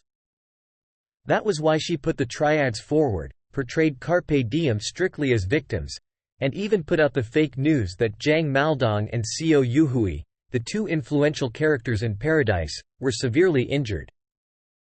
On top of that, she had utilized Ochoa Cartel's Omar Garcia and the leaders of each of the other organizations and made them cough up their relationship with Evangeline's representative, Yung Sua. They were harder to deal with since they were closely related to the royal family, but if things went well, Carpe Diem would be able to blow their nose without using their hands. In truth, victory was more or less assured at this point. The result of the investigation was revealing numerous evidence of communication between Yung Sua and Omar Garcia, and there was testimony from Dongchun merchants and Red Waru's representatives as well. As a result, Yung Sua was surrounded by enemies on all sides, and more members of Evangeline were leaving the organization every day. The problem was that Yung Sua was persevering even in such a situation. Sorg Kun is trying to push Yung Sua to a corner by using the fact that she provided assistance for Eva Alliance's attack on Carpe Diem. Kim Hannah's finger tapped on her chair's armrest. The problem is that there's only circumstantial evidence. Sol Jihu tilted his head. Didn't Omar Garcia confess? You said there were testimonies too. But there's no decisive piece of evidence. She should really be raising the white flag at this point, but she's struggling to the bitter end. Well, she must know that there's a chance of survival as long as she holds on to the queen. Sol Jihu fell into thought. The queen.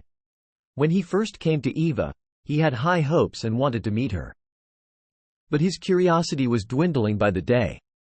Now, he didn't really care to see her. She sounds like a really frustrating person.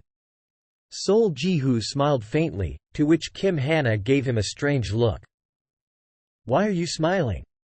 "Ah, I just remembered what you said before." "What's that?" "That not all royalty is like Princess Teresa or King Prihee." Kim Hana nodded. "It can't be helped. Eva's queen is a pitiful person if you get to know her." If you're judging her as a human being and not a ruler, that is. "What if you judge her as a ruler?" "A total failure. If someone like her can be a queen, I would do it 1,000,000 times better." I still can't believe that Brat shares the same blood as her father and older brother. Kim Hana criticized the queen sharply. Sol Ji-hoo suddenly grew curious. What kind of a person is Young Sua? "She's also from Area 1, right?" She's an opportunist. And to add one more thing. Kim Hana's eyes rolled. "Come to think of it, you participated in the last banquet, right?" Yeah. "Then you should remember role-playing." Role-playing. It was a term he hadn't heard of in a while. The burly man known as the heaven-slaughtering star and the odd white headband girl crossed his mind, but he chose to ask about them later. That wasn't his focus for now. Young Sua too lost in role-playing and is struggling in her own delusion. Together with her opportunistic nature, she's a weird type of hybrid that you probably haven't seen before. What do you mean by role-playing? The role of her predecessor. Kim Hana answered right away, but Sol Ji-hoo still looked confused. Can you explain in more detail? It's a bit complicated. Where should I start? Kim Hana must have expected this response as she closed her eyes and swept down on her face. Evangeline was a good organization. By your standards, I mean. Quote. Listen. You know that Evangeline's members are continually leaving the organization right now, yes? Yeah, I've heard of it. Why do you think they're leaving? Or rather, what can you get out of this? Kim Hana continued. It's simple. Their affection fell when the representative they thought was just and clean was actually dirty. Meaning, Young Sua didn't share her relationship with the Eva alliance with the rest of the organization. You're saying Young Sua used to be an earthling who sincerely cared for paradise in the past? And she's changed now? No. Kim Hana spoke firmly. I told you, Young Sua is an opportunist who's too much into role-playing. The real one was her predecessor, Evangeline Rose. Evangeline Rose? Well, she died in the last banquet though. It was then that Sol Ji-hoo realized the truth. The earthling who volunteered to enter the Plaza of Sacrifice first and was killed. Gyula had once regretted the guardian of Eva dying in exchange for the hero killer dying as well. Sol Ji-hoo spoke after thinking about the matter for a long time. Weren't Evangeline and the other organizations treated as a single entity in the past? Yeah, but something interesting happened after Evangeline Rose died. Something interesting? The 7 organizations captured some of their own members and killed them. The corner of Kim Hana's mouth curled up. There are many theories about this, but I think the most likely one is that Evangeline Rose planted spies in the 7 organizations. You know, like double agents. They'd pretend to be on the 7 organizations' side, making them put their guard down while gathering evidence to send them flying in one go. Kim Hana then added, kind of like what we did. How do you know all this?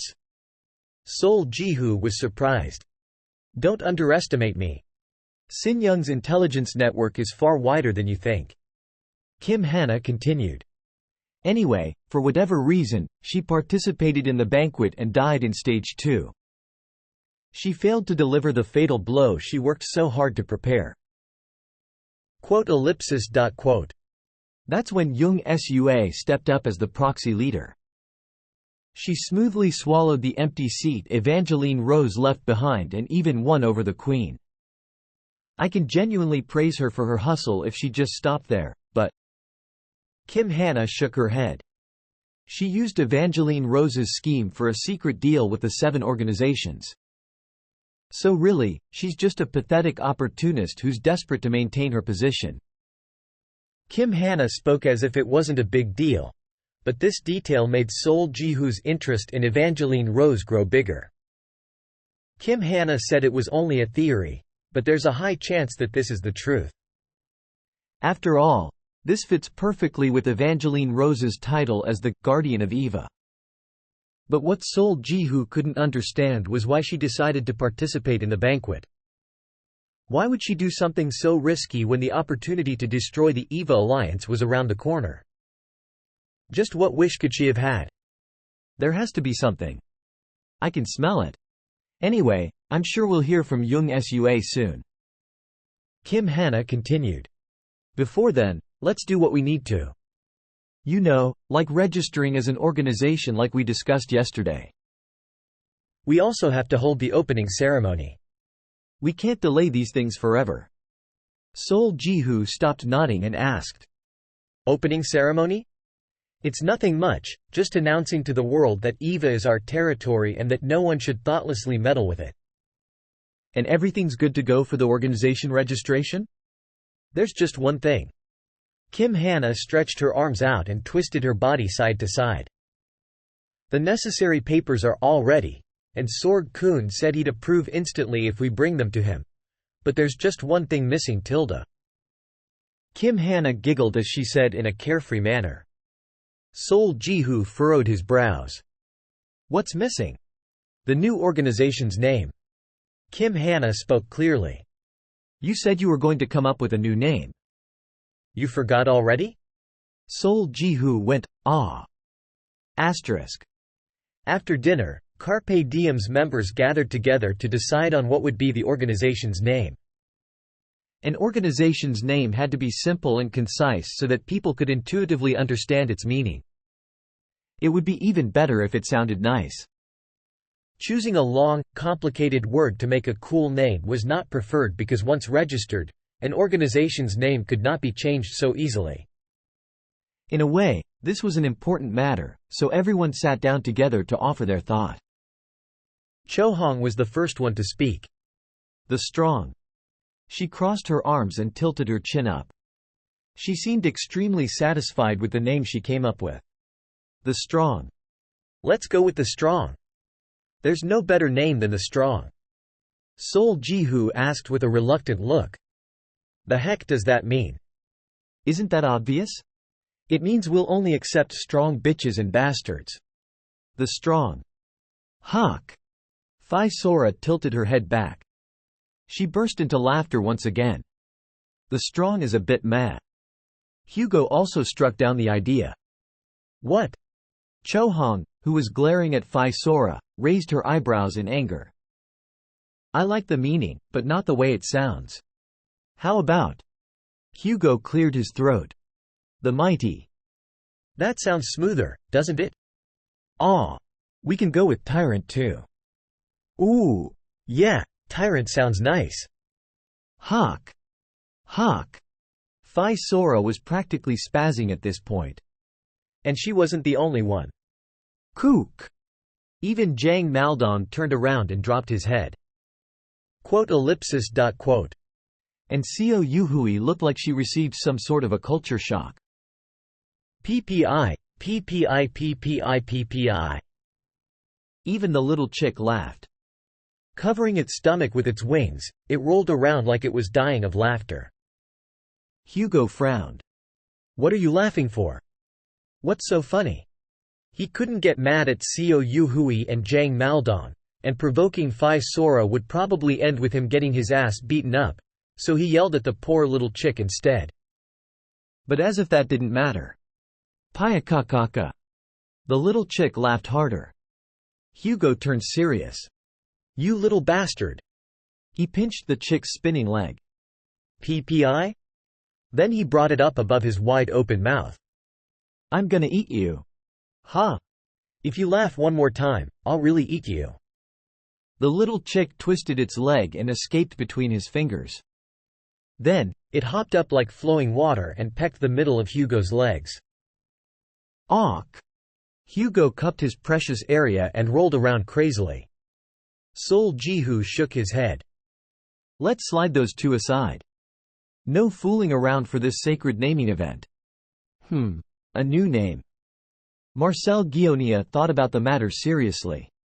Sol Jihu's eyes flickered with light.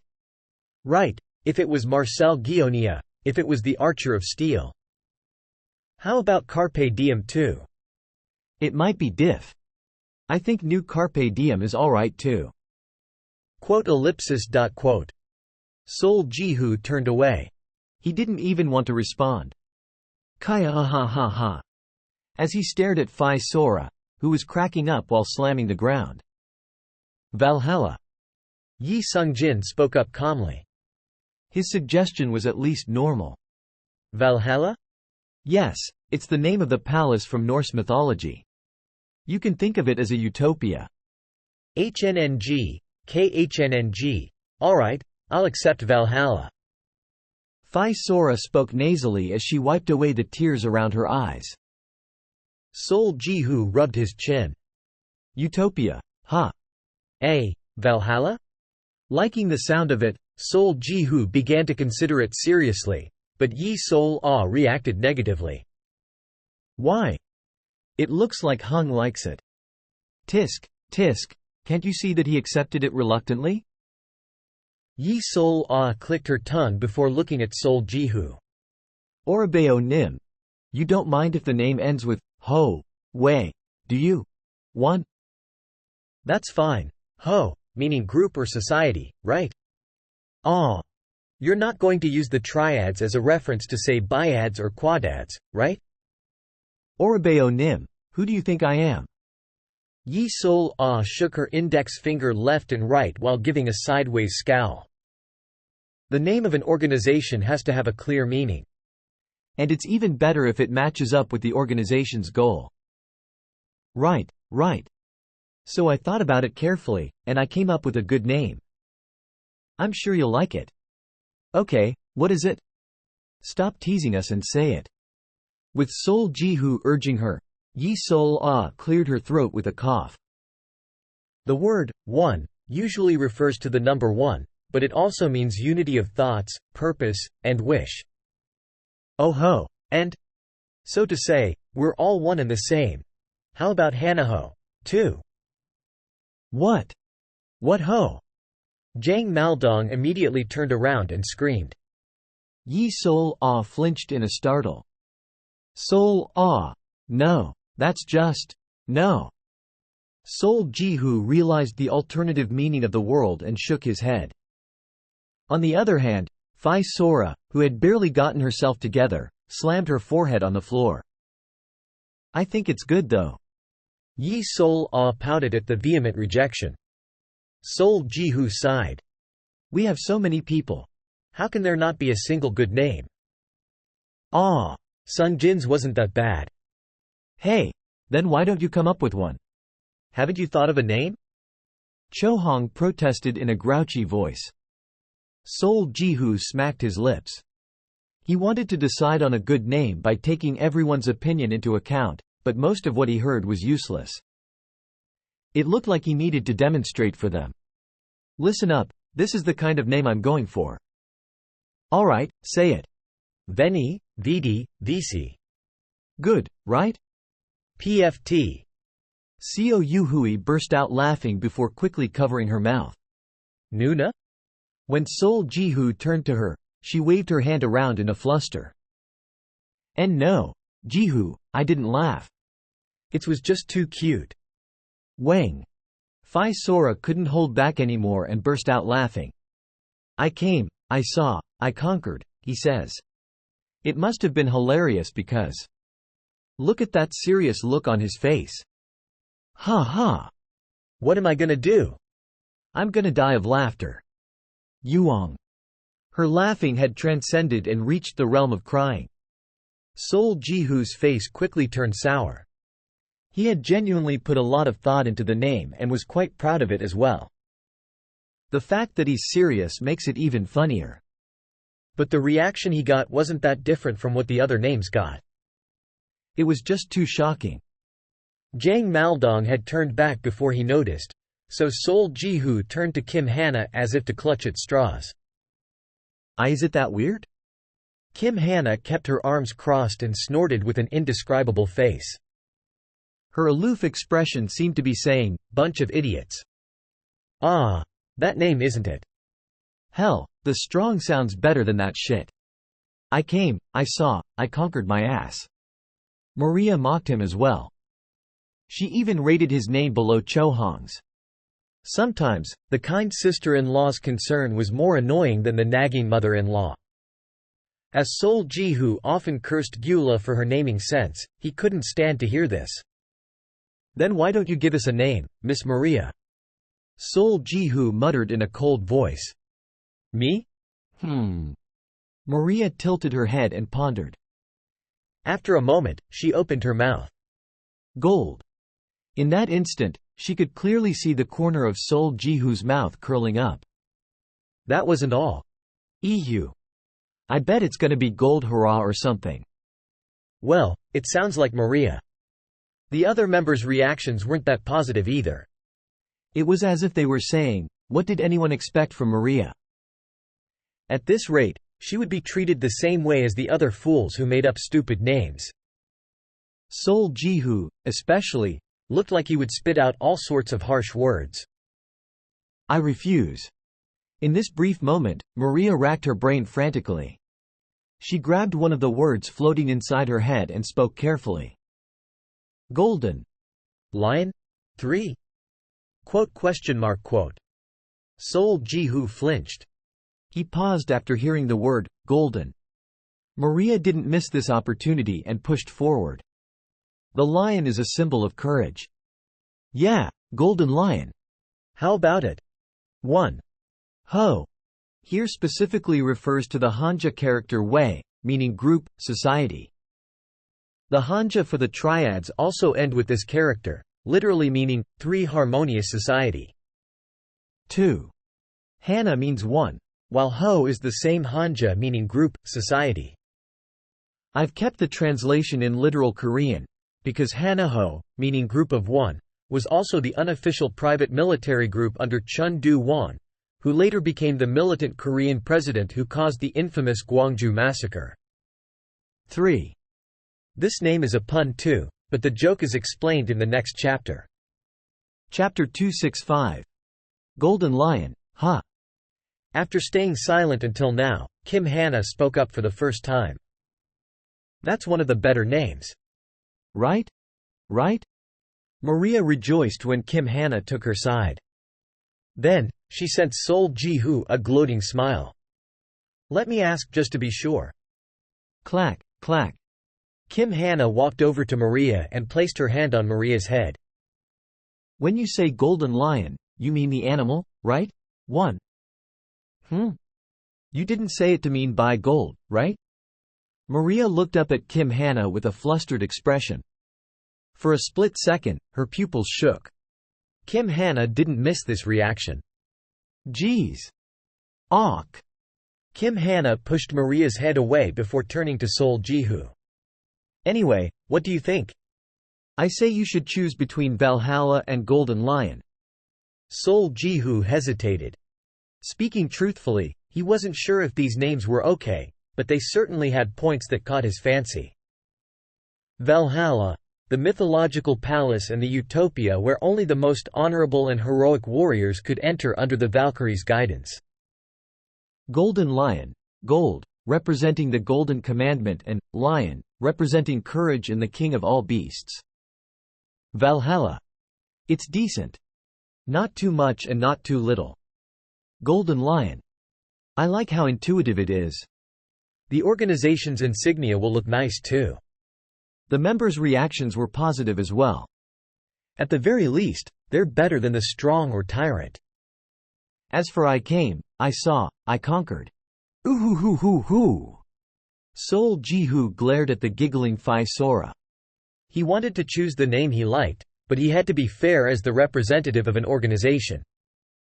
If we went with the name you chose, dear, I wouldn't be able to say what organization I'm from out of embarrassment. Phi Sora hated the name that much.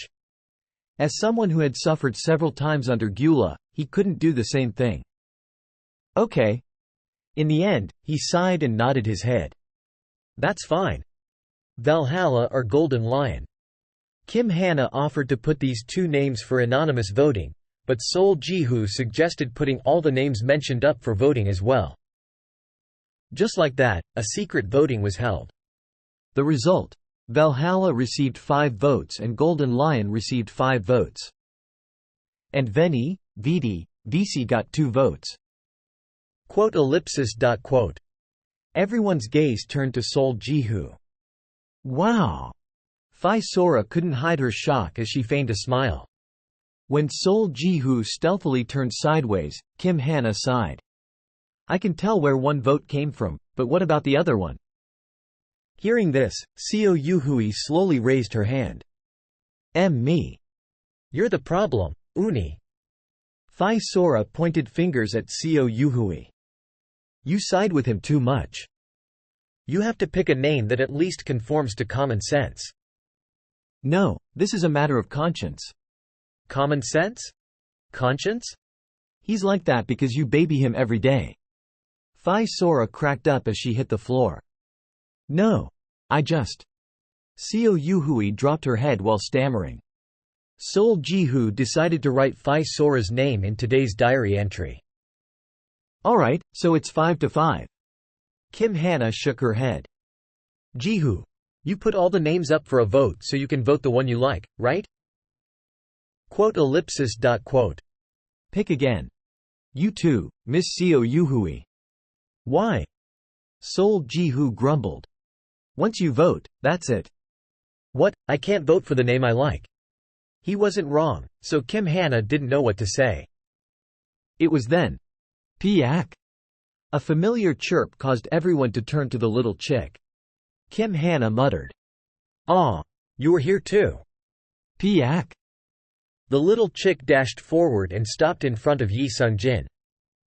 Once it pecked Yi Sung-jin's side with its beak, Yi Sung-jin groaned and twisted his body side to side.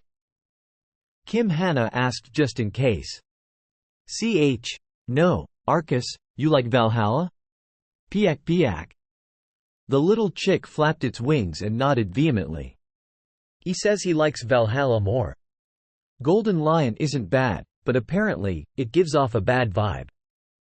A bad vibe? Yes, he says with that name, the group will fall to the abyss from one wrong choice after reaching the apex, too. Yi Sol Ah translated the chick's words for the team.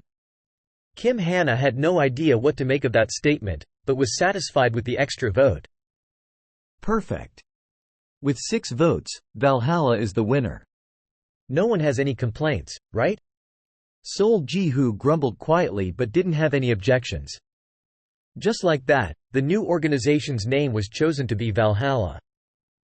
Maria belatedly murmured in regret, I was gonna ask for a name usage fee or at least a naming fee. So now, there was yet another reason to not choose Golden Lion. Kim Hana wrote Valhalla in fancy handwriting, then stood up. I'll be off to the palace then. It shouldn't take long. Then, she really came back in just 2 hours. Sorg-kun had approved the registration with blazing speed, just like he promised. Here.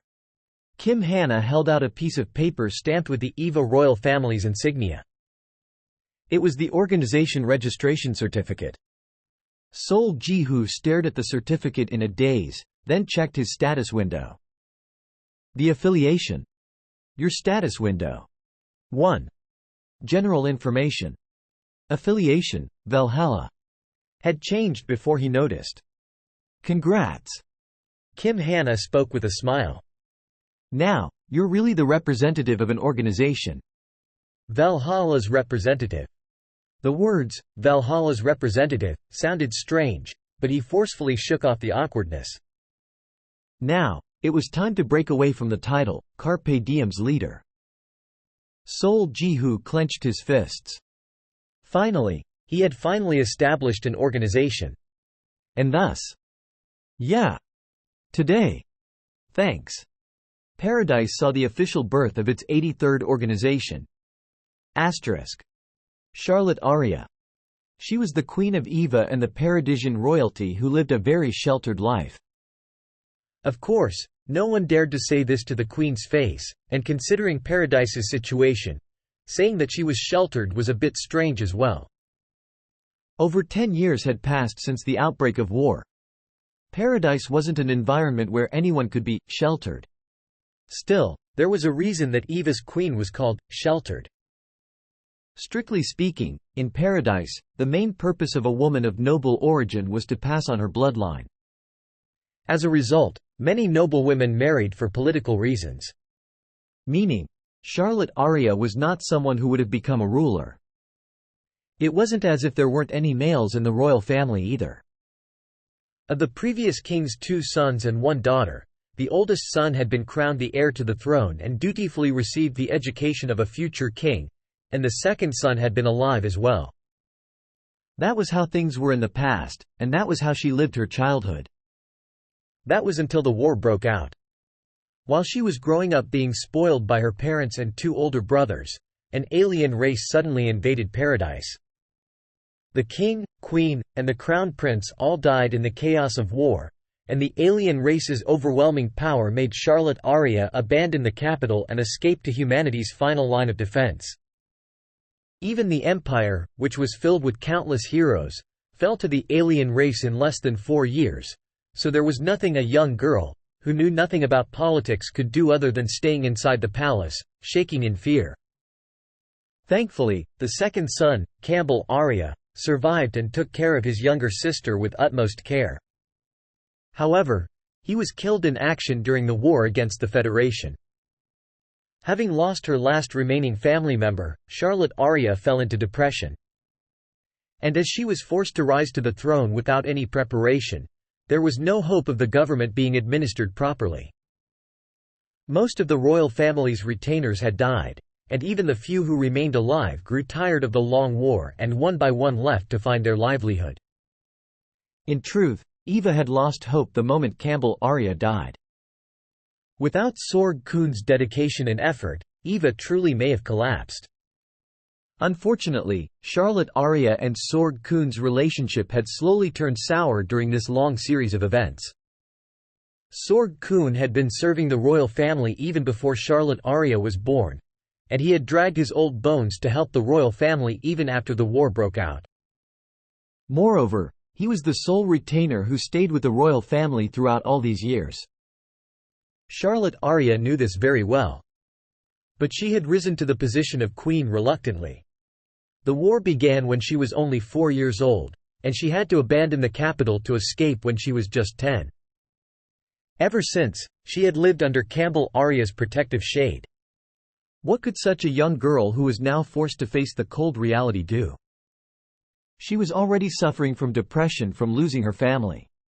Every time Sorg Kuhn told her to be conscious of her position as the queen or to try to act like the previous king and second prince, an indescribable sorrow would well up inside her. She knew her inflexible old servant had good intentions, and she knew what he was saying was valuable advice. Even so, these matters were too complicated and burdensome for a young girl who had lived a spoiled life to accept. On many occasions, she wanted to throw everything away and just run far away. And the person who came to her rescue was the Earthling, Evangeline Rose. Charlotte Aria was initially on guard against Earthlings, but began to open up to them after meeting Evangeline Rose.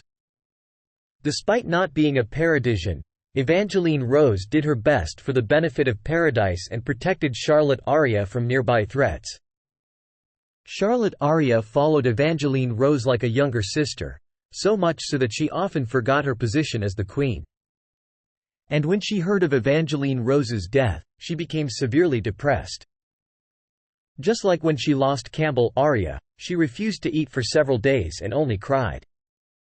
And Jung Sua was the person who appeared as the next batter.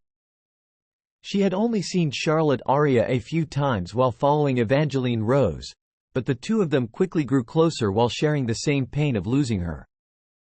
Jung Sua supported Charlotte Aria to the best of her ability, and Charlotte Aria did not reject her attention either.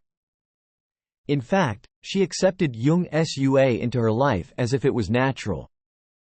There really wasn't a better person to fill in the emptiness and loss caused by Evangeline Rose's death. Just like that, following Charlotte Aria's parents, Campbell Aria, and then Evangeline Rose, Jung Sua took on the role of her protector with ease. But now, I'm sorry, Queen. Even Jung Sua was trying to leave.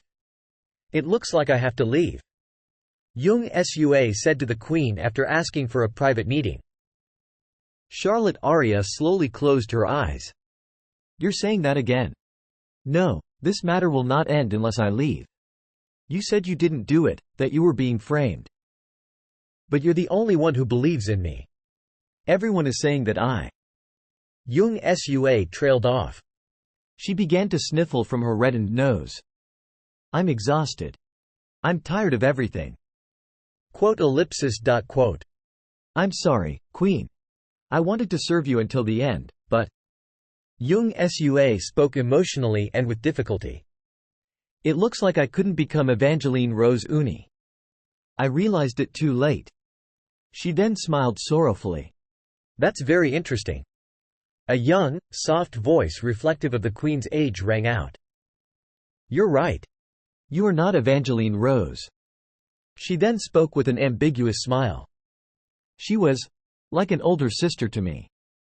Her virtuous character and always serious and calm nature, they really reminded me of my first brother. She is someone I respect from the bottom of my heart. The Queen's eyes dimmed as she reminisced about the past. You are the same. Me? Sua, you and I share similar pain. Charlotte Aria smiled innocently. I lost my parents from war. You said you also lost your parents when you were young, no? Yes. Whenever I hear your stories, it reminded me of my younger years. And no, someone like me couldn't hold a candle to what you went through. Jung Sua dropped her head at a loss for what to do, like she was greatly sorry. A faint smile spread across Charlotte Aria's face. Indeed, our situation isn't exactly the same. But I am not trying to discuss who had more difficulty growing up or who suffered from more heartache. What is important is that no one else has understood me the way you do. 1. The word lion is saja, saja in Korean, which is also the imperative verb form of to buy. So golden lion could also mean let's buy gold. 2. A memorized reference. Chapter 266. That is something neither Sorg-kun nor Evangeline Rose could do. Jung Sua's pupils trembled. She looked very moved. Yes, you are certainly not Evangeline Rose, but you are like a mother to me. Queen. Come closer. The Queen spread her arms out, and Jung Sua walked into her embrace as if she'd been waiting for it. After losing your parents at a young age, you stood back up by yourself and came all the way here. I've always been thankful for that. Queen. I swear I did not conspire with the alliance. I know, I'm sure there is a reason you were in contact with those thugs. Evangeline Rose did the same thing. I know you were both doing it for me. Yes, I was only communicating with them to keep an eye on them, and even when I called them recently, it was only to tell them to stay put. Jung Sua took this opportunity to pour out words of explanation. But my situation is so intricately woven that no one believes me. Charlotte Aria patted Jung Sua's back. I'm sure there has been a misunderstanding. I will resolve it for you, so don't worry. I'm sorry, it's all because of me. I think it might be easier if… Halt. I told you, trust me. Remember when you acted all high and mighty and told me to stop bottling up my feelings and rely on you? Looks like it's time for me to say that to you now. When did I act high and mighty? I'm kidding. Charlotte Aria consoled Jung Sua for a while. Once the latter's complexion turned brighter, the Queen told her to rest well and saw her off. Less than 10 minutes after Jung Sua left, a voice rang out from the other side of the door. Your Majesty, the royal administrator Sorg-kun would like an audience. Hearing this, Charlotte Aria's tranquil expression changed. Phew! Pressing her forehead with her dainty hand, she breathed out a long sigh. She looked reluctant. However, she replied as if she didn't have any other choice. Let him in. Asterisk. Valhalla held an opening ceremony as soon as the official registration was over. Kim Hanna said the purpose of the ceremony was to covertly announce, "Eva belongs to us and the Triads," but on the surface, it was a simple event to tell the world, "We made an organization." Of course, it had internal significance as well. No longer a small team with comparatively fewer restrictions, this ceremony would be the chance for the new organization's members to kick off together. Despite the grandeur of the word, in reality, the opening ceremony was really a gathering for the members to say, "Let's work well together." Before starting the opening ceremony, Kim Hanna drew up an insignia to represent Valhalla, an intersecting drawing of a white spear and shield, which Sol Jihu liked quite a bit. Putting the insignia on a golden flag and hanging it on the building's main entrance, the building's splendor was elevated by a level. To be honest, Sol Jihu was worried whether people would even know about this ceremony, but his worry turned out to be in vain. Congratulations! You finally made an organization. It was actually a bit late. Things happened, you see. I heard. I have many questions to ask, but first and foremost, have you met Charlotte Aria? No, not yet. Oof. She's going to be a tough nut to crack. First, he received a call from Haremark's Teresa Hussey. I heard what happened. You actually waged war on your first day there? That's what ended up happening. How unfortunate. I should have listened to Agnes. A warhawk like you should really be with us. Is Miss Agnes doing well? She seemed disappointed that you left without saying anything. Ah. Tatiana Chinzia also called to congratulate them. The triads Hao Win and Kazuki came to visit personally since they were in the city, and even the Dongchun merchants' representative came to visit. Agu tilde hello. Welcome. Agu, I don't know if someone like me can be here. Of course, it's okay. Come in. Grab some food. Agu, thank you. Then I'll be shameless. He. Park Dongchun rubbed his hands together as he spoke subserviently. Then, he really panted like a dying horse because the cafeteria was on the 10th floor. Huck. After walking up the stairs in agony, he put down his heavy bag and drew deep breaths. Sorry. My stamina isn't that good. He collected his breath before sighing. Hey. Okay. Kuum. After clearing his throat, he untied the stringed bag he'd lugged over. He then placed a small box on the table before respectfully handing it over with both hands. This is my gift to Representative Sol to congratulate Valhalla's founding. Gift? It's nothing special, just a small show of sincerity. It's really nothing, so I hope you won't feel uncomfortable. You can take a look. It's true. Sol Jihu stared at the luxurious, palm-sized wooden box with a renewed look. Cigarettes? Inside the box were dozens of neatly packed cigarettes. Have you ever heard of cigarettes that are good for your body? Park Dongchun spoke confidently. Hoo. They're real and the true pride of the Dongchun merchants. We haven't started selling them yet, but we're confident they'll blow up the market once we figure out how to mass produce them. Oh. There are cigarettes that are good for your body? It's true. You see the dry grass inside? The thing that's glowing like delicate moonlight? That's not tobacco, but moonlight leaf. It's processed from a rare leaf that only grows in paradise. Park Dongchun gave a long explanation, piquing Sol Jihu's interest. A cigarette that is good for the body? For heavy smokers, it was really the cigarette of their dreams. If you can bring them to earth, they really will blow up. An instant sensation, for sure. Yes, but these moonlight leaves are hard to find in humanity's territory. Park Dongchun scratched his head as he smacked his lips. He looked like he wanted to say something, but chose to remain silent. Sol Ji-hoo closed the box. A gift like this, it should be fine to receive it. Thank you. Ayu, not at all. Just give it a try and let me know what you think about it later. Park Dungchun laughed foolishly before taking out something else, saying, and also. This time, it was a large parcel. Please take this as well. Quote. It's nothing big, just an offering with divine energy.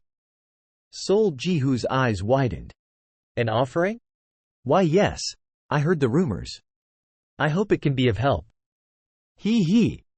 Sol Ji-hoo planned to refuse the gift at first, but it was hard to do so given Seo Yuhui's circumstance.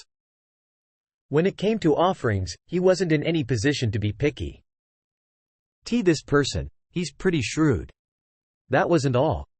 Park Dungchun kept saying it wasn't anything special but continued to take out gift after gift. He had brought one for each member of Valhalla, with Floan being the only exception. He even brought top-quality food to feed little Chick. Sol Ji-hoo chuckled, not knowing whether he should be happy or flustered.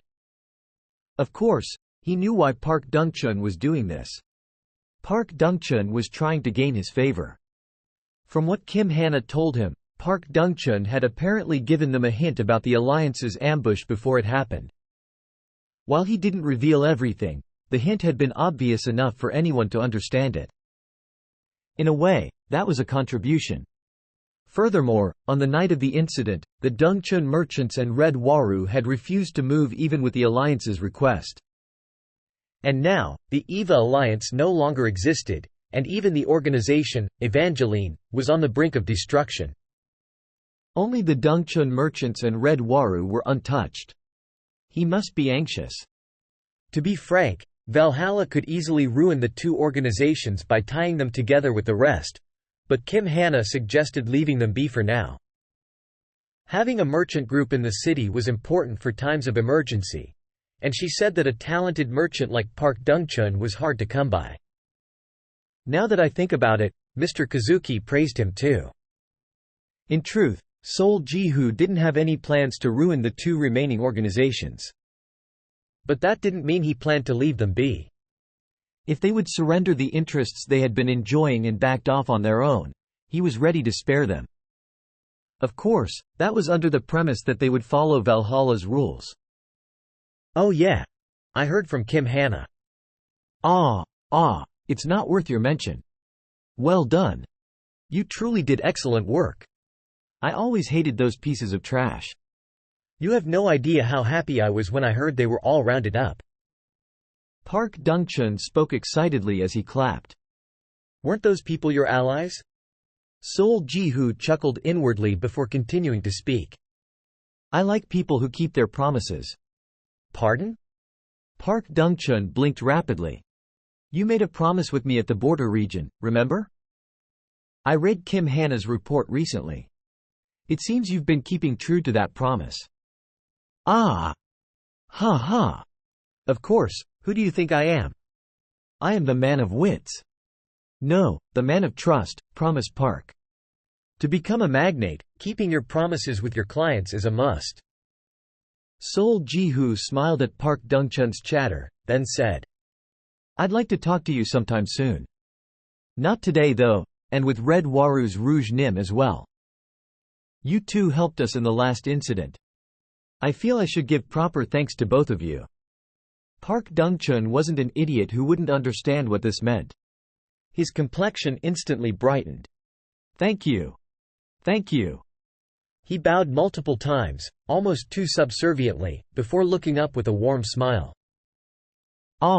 Speaking of which, may I bring someone else along as well? Who? A lady named Shin Sang-ah. Do you know her? Sol Ji-hoo's eyes widened. This time, he was really surprised. He never expected to hear that name from Park Dungchun. Shin Sang-ah. She and Sol Ji-hoo were from the same area, and they had met during the tutorial. Sol Ji-hoo got to know her by stopping Kong Sok from harassing her. From what he could remember, she became a priest after the awakening ceremony in the neutral zone, leading her to a rose-colored future. Yes, I do. Is this really the Miss Shin Sang-ah I know? Of course. We found out by coincidence as well. Because my subordinates kept begging me to do something about her mouth. Mouth? And nothing. Anyway, if it's all right with you, I'd love to bring her with me. Sang-ah has been wanting to see you as well. Yeah, that's fine. I want to see her too. He had been wondering about his friends from the neutral zone, so he had no reason to refuse this offer. Is Miss Sang-ah doing well? Yes, she's well. Too well. Now if only we can do something about her mouth. You said that before too. What do you mean by that? At first, I was curious just how bad it must be to make the other guys throw a fit. Well, it's good that she explains in detail. That's all good, but every time anyone tries to ask her something, she just goes off, saying, "This happened during the tutorial." Sol Ji-hoo's simple question had unexpectedly turned into Park Dung-chun ranting on, but the atmosphere became brighter in exchange. It was then. Just as Sol Ji-hoo was happily listening to news about Shin Sang-ah, a man walked into the room. Leader. Marcel Guionia approached Sol Ji-hoo and whispered in his ear. You'll need to come down real quick. Huh? What's wrong? There is trouble in the lobby. Marcel Guionia sounded quite serious. Sol Ji-hoo tilted his head. Wasn't Kim Hana in the lobby? There was trouble when she was in charge of guiding people who came for the opening ceremony? Sol Ji-hoo turned to Park Dung-chun. The latter must have taken the hint as he nodded and spoke. I must have been here too long. I'm fine, so please greet the other guests. Yes, feel free to grab something to eat while you wait. Yes, I'll introduce myself to everyone else in the meanwhile as well. Park Dung-chun looked left and right, his eyes flashing. Sol Ji-hoo quickly got up. As soon as he made his way to the stairs, Marcel Guionia followed after him. What happened? I'm not sure, but Miss Kim Hana seemed to be taken aback. Kim Hana was taken aback? That was hard to believe. What, did Eva's queen come to visit? Or was it Evangeline's representative? It's neither, but… At that moment, they arrived at the first floor. Before fully taking the last few steps of the staircase, Sol Ji-hoo looked around the first floor lobby. He could see dozens of people waiting in front of the main entrance, watching. That's… Sol Ji-hoo's eyes narrowed. Quickly running down, he saw Kim Hana's back. She looked calm on the outside, but she was stiff like a frog in front of a snake. Soon. As Sol Ji-hoo approached her, he could see a figure peeking out toward Kim Hana's right. There he is. A woman leaned forward slightly with her hands behind her back. Sol Ji-hoo paused subconsciously. The woman's face was familiar. She boasted dazzling beauty, and after seeing Sol Ji-hoo, "Hello!" she gave a beaming smile and shouted in a bright, clear voice. Chapter 267. Sol Ji-hoo doubted his eyes for a moment. That woman. He knew her. In fact, he had met her personally and even held a conversation with her. Not in paradise, but on earth. This is the second time, right? The woman who suddenly appeared at the cafe where he was meeting with his older brother. It was Sin-young's CEO, Yun Seahui. Ah! Kim Hana, who was standing like a statue, finally snapped back.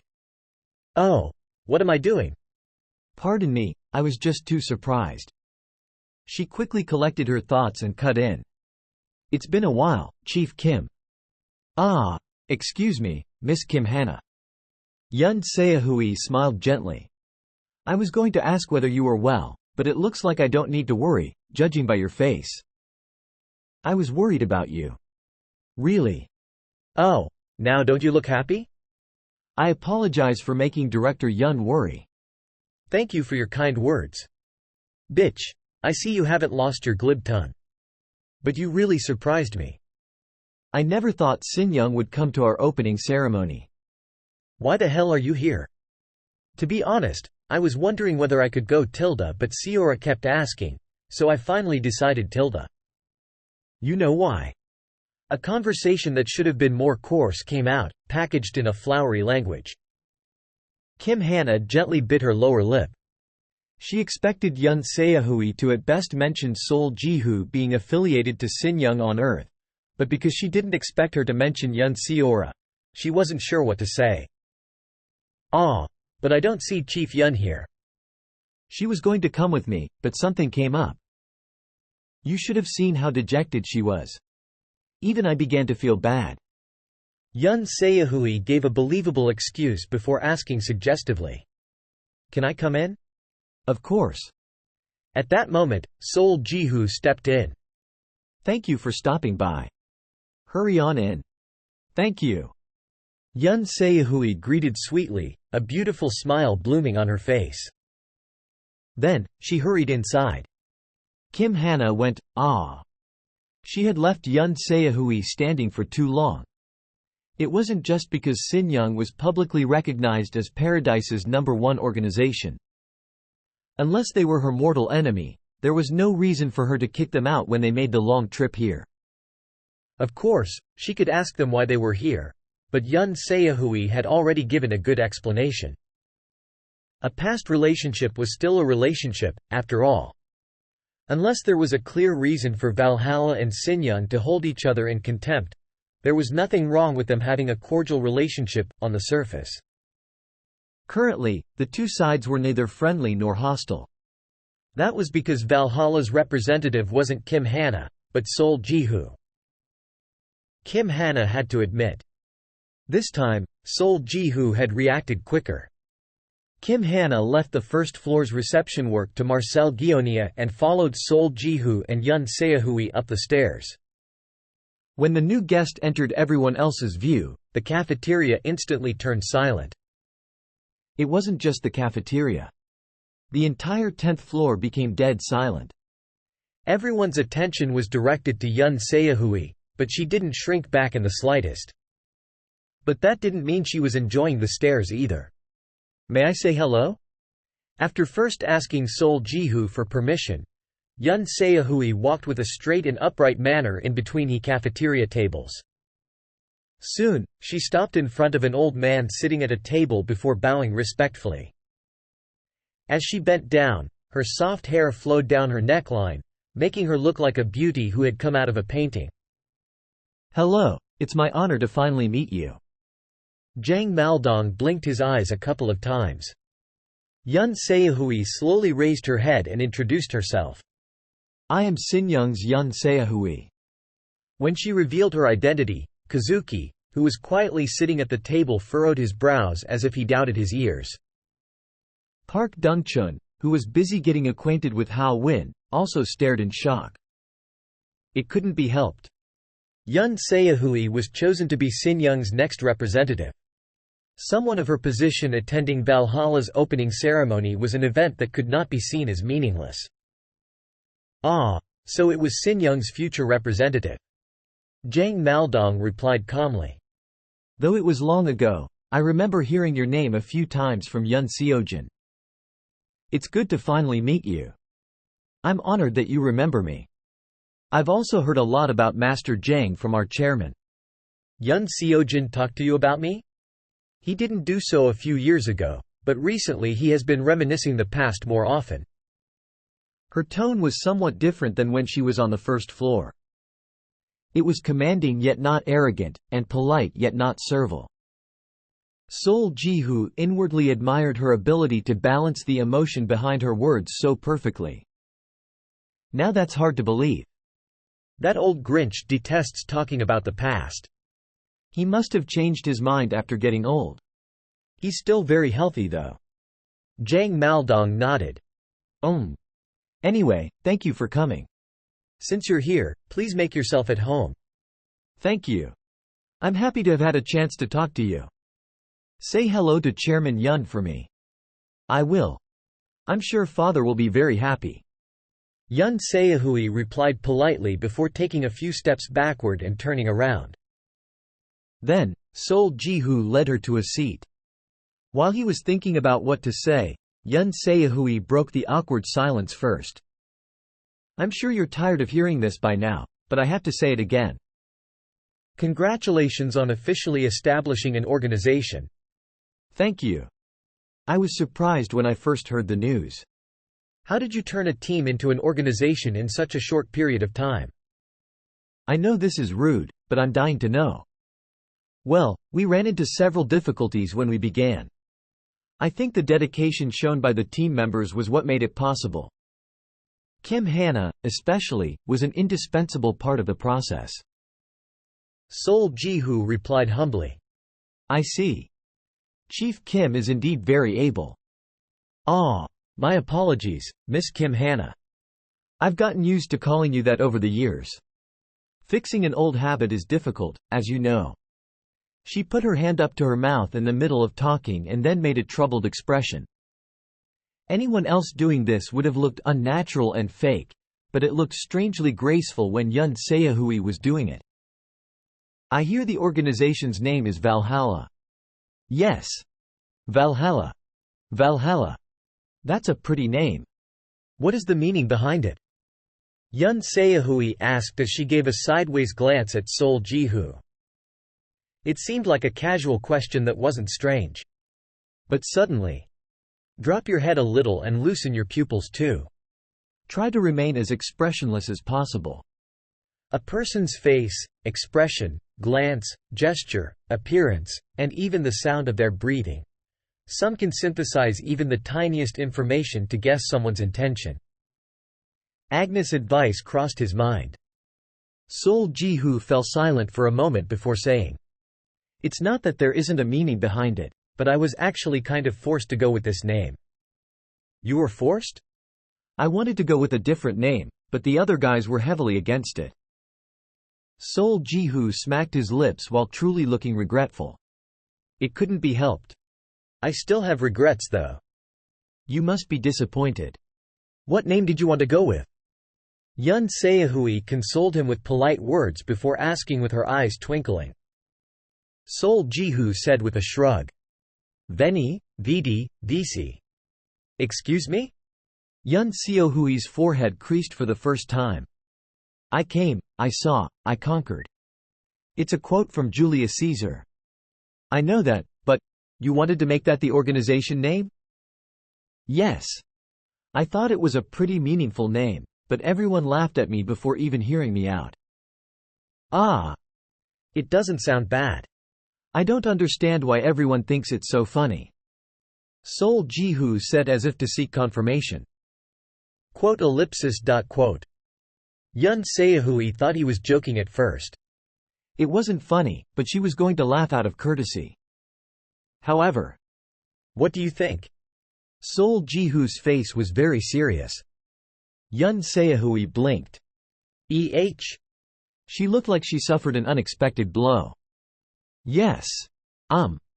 She refused to admit he was saying this seriously, but he didn't look like he was joking judging by his face. No matter how nicely she tried to say it, the best she could come up with was, "That name is a bit odd." But she had a strong feeling Sol Ji-hoo would try to distance himself from her if she said this aloud. I think it is a very unique name." She laughed vaguely and barely managed to reply. "Right? It's good, right?" But Sol Ji-hoo asked again. He seemed adamant about hearing a clear answer. Yun Se-hui avoided his gaze subconsciously. How am I supposed to reply to this? This was only the second time in her life that she heard such a vague question. The first being when she met with Haesol Research Institute's CEO. Kick. Then suddenly, a peal of small laughter rang out. "Is someone trying to help me?" Turning around with a bright expression, her face convulsed faintly. Seo Yu-hui was walking over with a round plate in each of her hands. Yun Se-hui's expression settled down. "Hey!" Yun Se-hui greeted her first. "It's been a while." "Yeah. Hello."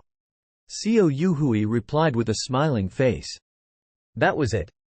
Seo Yu-hui put the plates down, then disappeared into the kitchen without saying a word. Sol Ji-hoo could feel a cold wind blowing between the two for a short moment. Do they know each other? Otherwise, they wouldn't have said hello so casually. Of course, Seo Yu-hui might have left to let the two representatives talk by themselves. But it was true that her action was a little strange.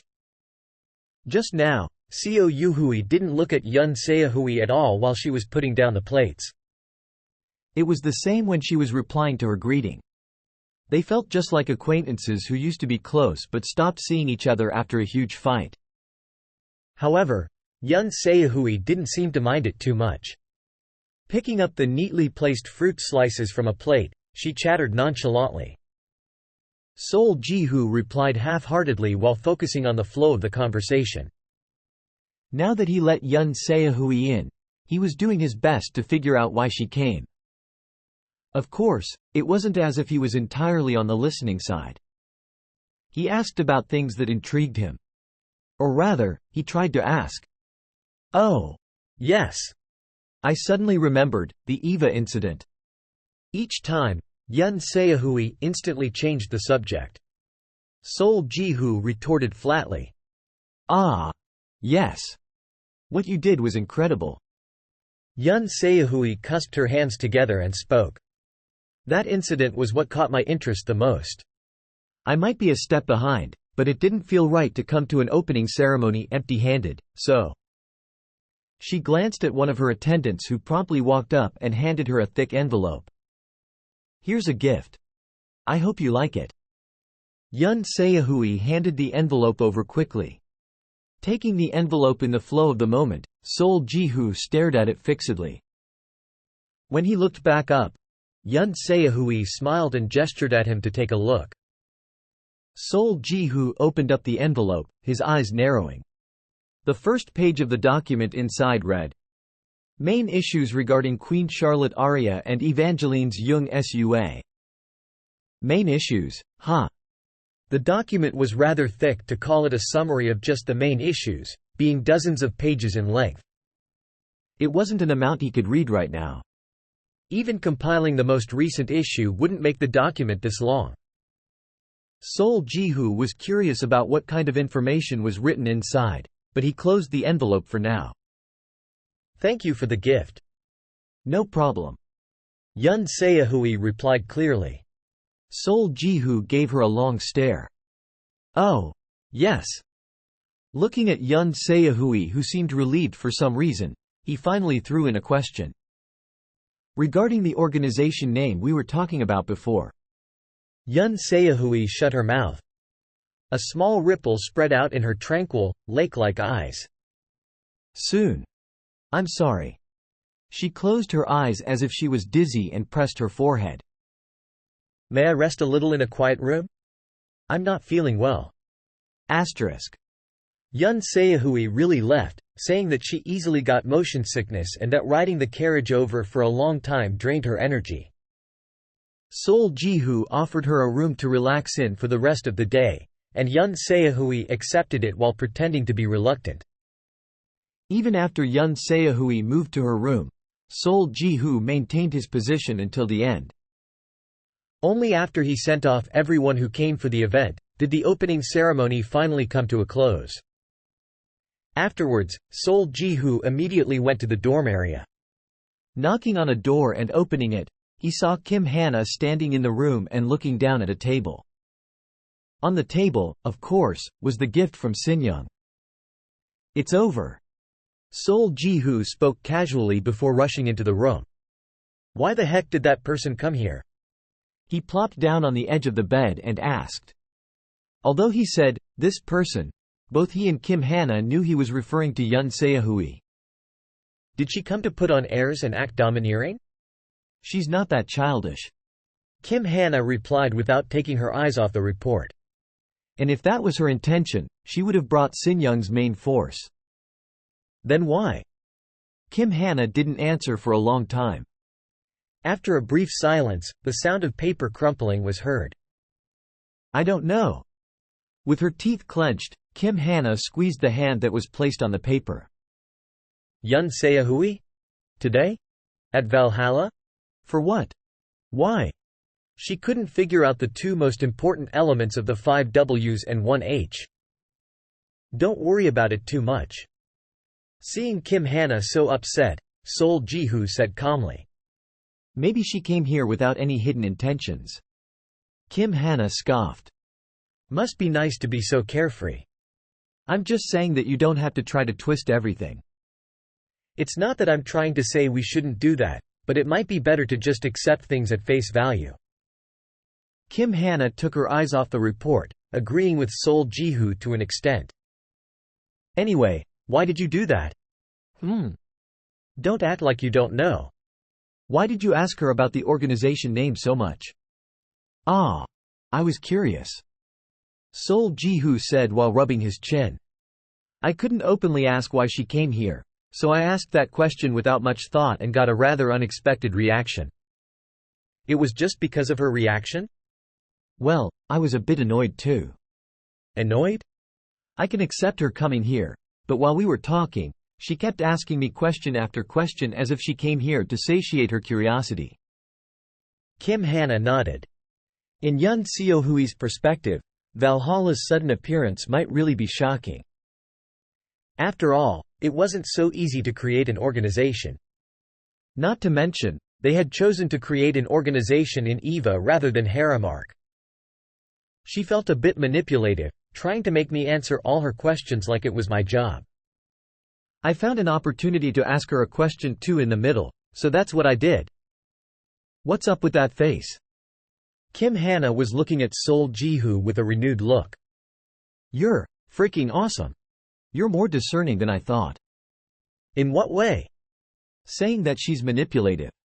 Setting everything aside, that was one word that perfectly encapsulated Yun Seo-hui. As if she finally calmed down, Kim Hana laughed. Geez, this is the first time I've seen anything like it. Like what? Seeing the First Lady taking a blow in the middle of a conversation. She's usually not the type to lose with words. Sol Ji-hoo smirked. He got up from the bed and walked over to the table. He figured it was probably pointless to talk about a problem they couldn't come up with an immediate answer to. How's the report? It's fantastic info. In more detail. It records Charlotte Aria's life and how Jung Sua came to be in her current position in detail. That includes their background. It's really not missing any info. As expected, the gift surpassed their wildest imagination. The importance of information did not need to be said. There was a reason people said, know your enemy and know yourself, and you will not be defeated in 100 battles. Is it usable? It's not just usable. The current situation was at a standstill. Although Valhalla had grasped the winds of triumph, Jung Sua was hanging onto the last bastion known as Eva's Queen. And in such a situation, Sin Young had given Valhalla a gift, a wonderful bag of goodies that could become a powerful weapon depending on how it was used. There's a lot. Ways to attack their relationship. Kim Hana crossed her arms, looking troubled. There are so many that I don't know which one I should poke at first. Chapter 268. Time passed, and the night set in. Sol Ji-hoo wondered if he would have to see Yun Seo-hui again at dinner, but she did not show herself. According to her attendant, she still wasn't feeling well from the motion sickness and planned to skip dinner. Sol Ji-hoo ate to his heart's content and headed to the basement to relieve the day's fatigue by using the hot spring that an alchemist was hired to construct. The first floor was for men, the second floor was for women, right? He checked the floor level multiple times to prevent any mishaps. Opening the door, a familiar scene spread out before him. The spacious basement floor was filled with white steam. Scanning from left to right, he saw more than a couple of baths, making the place resemble a large public bathhouse. I see why Yuhui Nuna and Miss Phi Sora praised it so much. After wrapping his lower body with a towel, Sol Ji-hoo thought about where to go before choosing a bath that had hot water pouring down from a man-made cliff. Sitting in the transparent hot spring boiling with steam, he shuddered automatically. A moan escaped his mouth as the incredible heat made his body tingle. Pia. Having followed Sol Jihu without him noticing, Little Chick also peeped happily. Sol Jihu chuckled. You happy? Piak. Little Chick must have taken a liking to the hot spring as it floated on the water and began to swerve around. Sol Jihu fell into thought as he enjoyed the feeling of his bones melting. The focal point of his thoughts, of course, was Yun Seahui. Setting aside why she came here, he had more than a few questions he wanted the answers to. He asked others about how they viewed her and unexpectedly got decent impressions. It seemed the courteous attitude she took toward Zhang Maldong worked to a certain extent. This was an especially stark contrast to what they expected her to be as the future representative of Xinjiang. Rather than putting on airs, she talked amicably, which surprised everyone. Phi Sora said she even felt a sense of kinship from her because she suffered from Sol Jihu. But is that her real self? Sol Jihu furrowed his brows while thinking. Do I even know enough about Yun Seahui to judge what is real and what is fake? Of course, Kim Hana had told him various things about Yun Seahui, but they were someone else's opinion. He didn't want to make any judgments yet. From what Yun Seahui had shown so far, it was hard to find fault with her. He also heard that it was Yun Seahui who persuaded the executors to go reinforce Harem in the previous war. The other cities that requested support were unhappy with Xinjiang and Scheherazade royal family's decision, but at the end of the day, her decision led to the best possible result.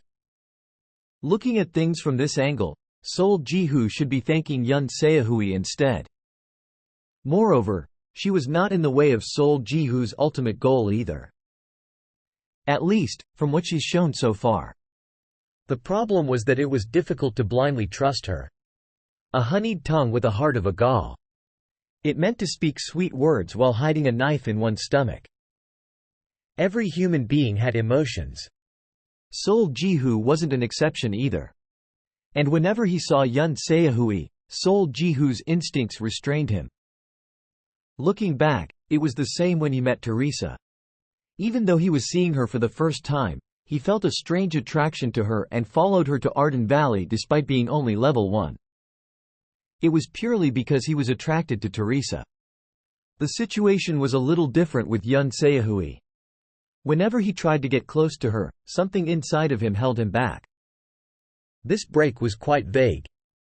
Rather than pushing her away, it was more that it made him maintain an appropriate distance from her. Sol Jihu did not know why. Is she a friend or a foe?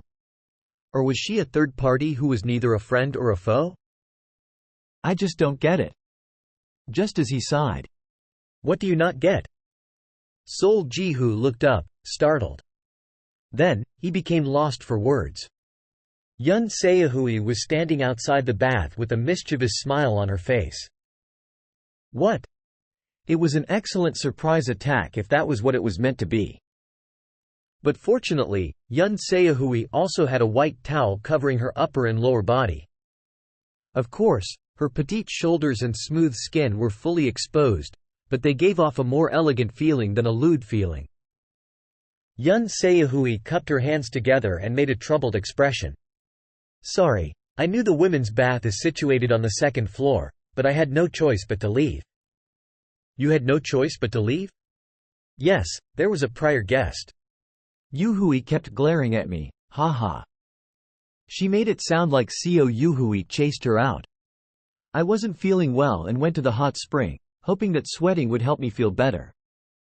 I'm very sad now, Tilda. Sol Jihu spoke with a dumbfounded face. Yuhui Nuna isn't the type to do something like that. Oh, Representative Sol, you don't know much about the daughter of Luxuria, do you? Yun Seahui grinned. She's more extreme than you think. It's true that she has a naturally benevolent personality and broad-mindedness, but once someone loses favor in her eyes, she will never give that person a second look. Yun Seahui looked like she was joking, but her voice didn't sound so at all. Anyway, staying there didn't feel right, but I still wanted to enjoy the hot spring, so. Yun Seohui mumbled before glancing at Sol Jihu. "Can I come in?" Sol Jihu snapped back to reality at her furtive tone. At the same time, he felt a strange sense of déjà vu. Or should he say he felt out of place? Perhaps it was both. "Can I come in?" He got the same feeling earlier in the day at the first-floor entrance. It was as if Yun Seohui was asking whether she could enter the line Sol Jihu had drawn. "Yes, take your time. I'll get out. And just in case, I'll make sure no one else enters the men's hot spring in the meanwhile." Sol Jihu hurriedly adjusted the towel around his waist and tried to get up. "No, it's fine. How can new water replace the old?" But saying so meaningfully, Yun Seohui stepped into the bath. "But it's fine. We're both covered up anyway." Coming in with a giggle, she turned halfway around and slowly sat down. She was a short distance away from Sol Jihu. This is great." In the end, Sol Jihu also sat back down. "How amazing. I'm jealous, a hot spring in the basement?" Sol Jihu glanced at Yun Seohui as she stroked her long hair while leaning back. Silky black hair, milky skin, and a seemingly shining face. Sol Jihu felt the same when he first met her at the cafe, that she was truly a charming woman. Although her appearance gave off a cold, pure impression at first, her colorful expressions and frequent smiles produced a gentle ambiance. It was the same for her height and figure. Not a single part of her body was too much or too little, as she boasted a perfect golden ratio. A beauty with contradicting charms, giving an aloof aura and amicable air at the same time. Though she was similar to Yun Seora in some ways, her words and actions were completely different, that they seemed nothing alike. In any case, together in a bath with such a beauty with only a towel covering him, it wouldn't be strange for Sol Jihu's heart to beat faster. However, his heart slowed down instead. He was nervous, not because of a fluttering heart but because of soaring wariness. In a way, it was very mysterious. Even now, Sol Jihu's attention was entirely focused on what Yun Seohui would say and figuring out why she entered the bath. "Oh, yes. Chalk." Clapping her hands together, Yun Seohui turned to Sol Jihu as if she just remembered something. "There is something I'm personally dying to know." It began. "What relationship do you have with Seora?" But her question was completely unexpected. He planned to half-ass the answer and ask about the organization name again, but he immediately lost his train of thought. "A friend from the neutral zone is probably not the answer you want." When he replied quietly, Yun Seohui had a surprised expression. "I didn't expect this. I for sure thought you'd say, 'Excuse me?'" "Excuse me?" "Yep, exactly." Sol Jihu became flustered before shaking his head. "I understand what you're trying to ask. Our relationship isn't anything like that. How can a man and a woman be simple friends? It's hard to say we're friends. Just think of us as colleagues from paradise." Yun Seohui puckered her lips and let out a small, "ooh." "Wow. If you say it like that, I really don't have anything to say." Seora would be sad if she found out. At first, she couldn't even sleep easily. Yun Seohui giggled as she spoke in astonishment. "Anyway, aren't you cutting her off too harshly? Our Seora is a pitiful child once you get to know her." Sol Jihu stopped giving Seo Yuhui a sideways glance. He turned slightly and stared straight at the chattering Yun Seohui. "I don't know." Sol Jihu didn't know why. It might be like that in director Yun's eyes, but I don't think she is pitiful at all. But words suddenly came out of his mouth. Yun Seohui's eyes widened, and she closed her mouth. Silence descended. Sol Jihu went, "Ah," after saying it, but he had already spilled the milk. "Ah." Yun Seohui waved her hand at a loss for what to do. "And no, that's not what I meant." Looking extremely troubled, she rubbed the back of her attractive neck. "That's not what I meant. Sorry. I didn't mean to probe you or anything. Sol Ji-hoo wanted to ask if she meant what he thought she meant or what intention she had, but he held himself back. No, you don't need to apologize. I didn't mean it that way either. I just said what was on my mind. Ah, I see. Why am I like this today? Yun Se-hui stuck out her tongue as if she was dying from embarrassment. Sol Ji-hoo stopped his eyes from narrowing and slowly continued. How should I say this? I always thought Miss Yun Seora was very cool. She didn't submit to unfavorable conditions and got back up. Wow, you say the same thing Seora did. Quote. She said that you were very cool too. That you reached out to her when she was in the pit of hell, ready to give up and die. Quote. This.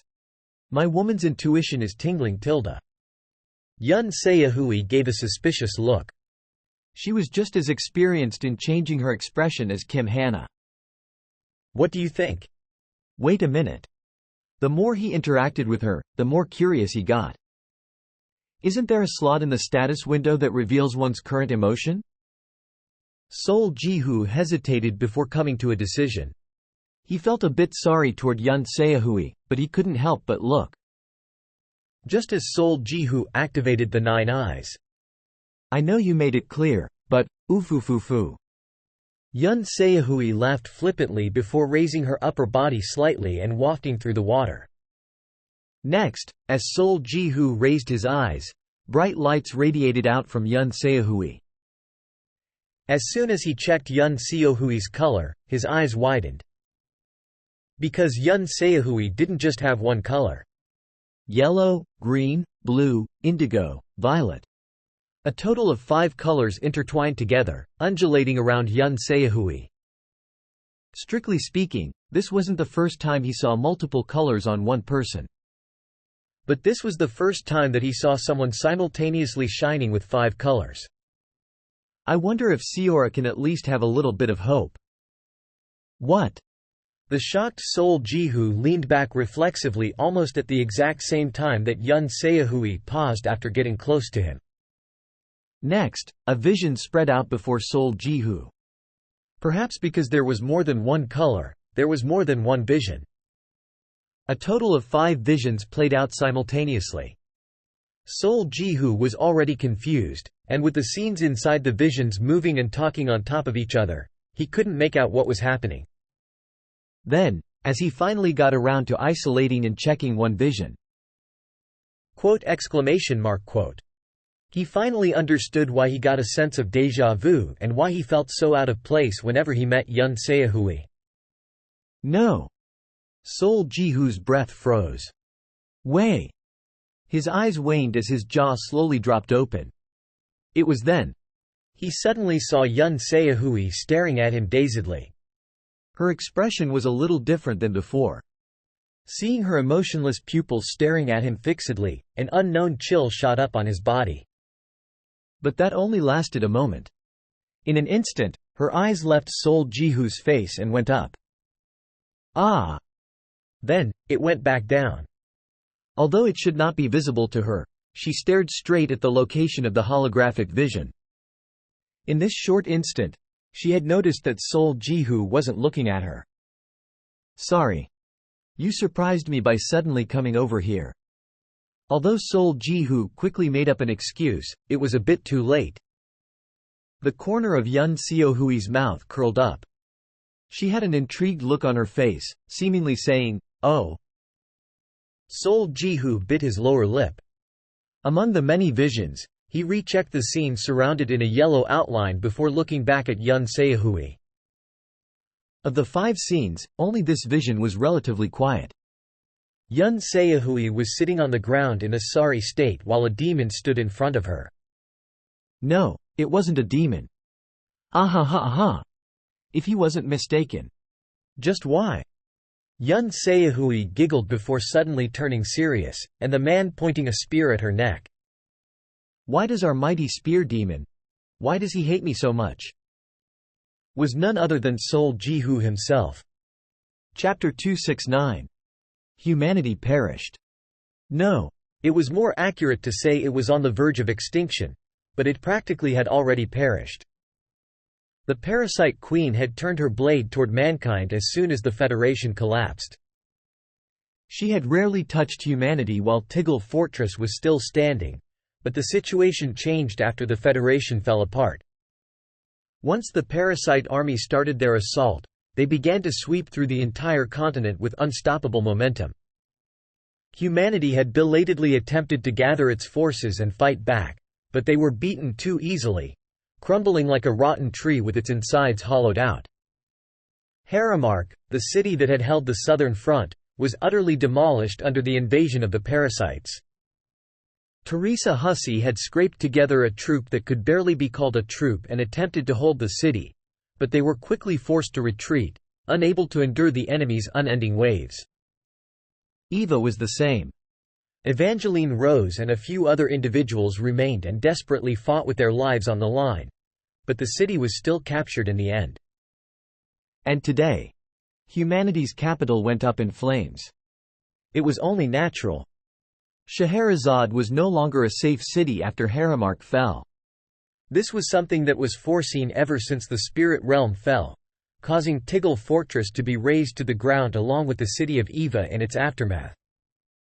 There still were cities standing, but it was all too clear that they, too, would soon become ashes. They had thought about it too easily. Who knew that the temples within the city would close and the portals would be destroyed as soon as the siege began? No one had imagined there would be that many traitors. They had just not taken action until now. Mankind noticed far too late that they were long since within the grasp of the parasite queen. And now, they were paying the price. Asterisk. Dark smoke could be seen rising from the distance, in the direction of Scheherazade. There was no need to imagine what was taking place there. Living hell, too horrifying to put into words, must have descended. Yun Seahui had almost been dragged into that hell, too. If the man in front of her had not interfered and rescued her by carving a path of blood and nearly killing vulgar chastity, she would have surely been suffering the same terrible fate. Listlessly watching the ominous clouds of smoke rising from the city, Yun Seahui quietly spoke. "Thanks," she continued in a tired voice. "I lived thanks to you. You talk too much." A hoarse sound grated her ears. It was a voice that was as cold as ice. For a traitor. Her tired pupils trembled. Yun Seahui lowered her gaze and sharply stared at the man in front of her. He was humanity's sole adversary recognized by the Federation, a battle fiend feared even by the parasite's army commanders, and a man who had not been chosen by any of the gods despite his overwhelming strength. He was the level 8 spear demon, Sol Jihu. "You." Yun Seahui clenched her teeth. "Shut up." "However, why did you not do as you were told?" Her body flinched when she saw his empty eyes and his face that lacked something that a person should have. "I had no choice." It's not that I didn't, but I couldn't. I couldn't create the situation you wanted, nor did I have the power to do so. That's surprising. I didn't think I asked for anything difficult. Damn it. Our path of retreat vanished as soon as the siege started. What was I supposed to do when we were attacked from both the inside and outside? Didn't I warn you in advance? I thought they were all wiped out.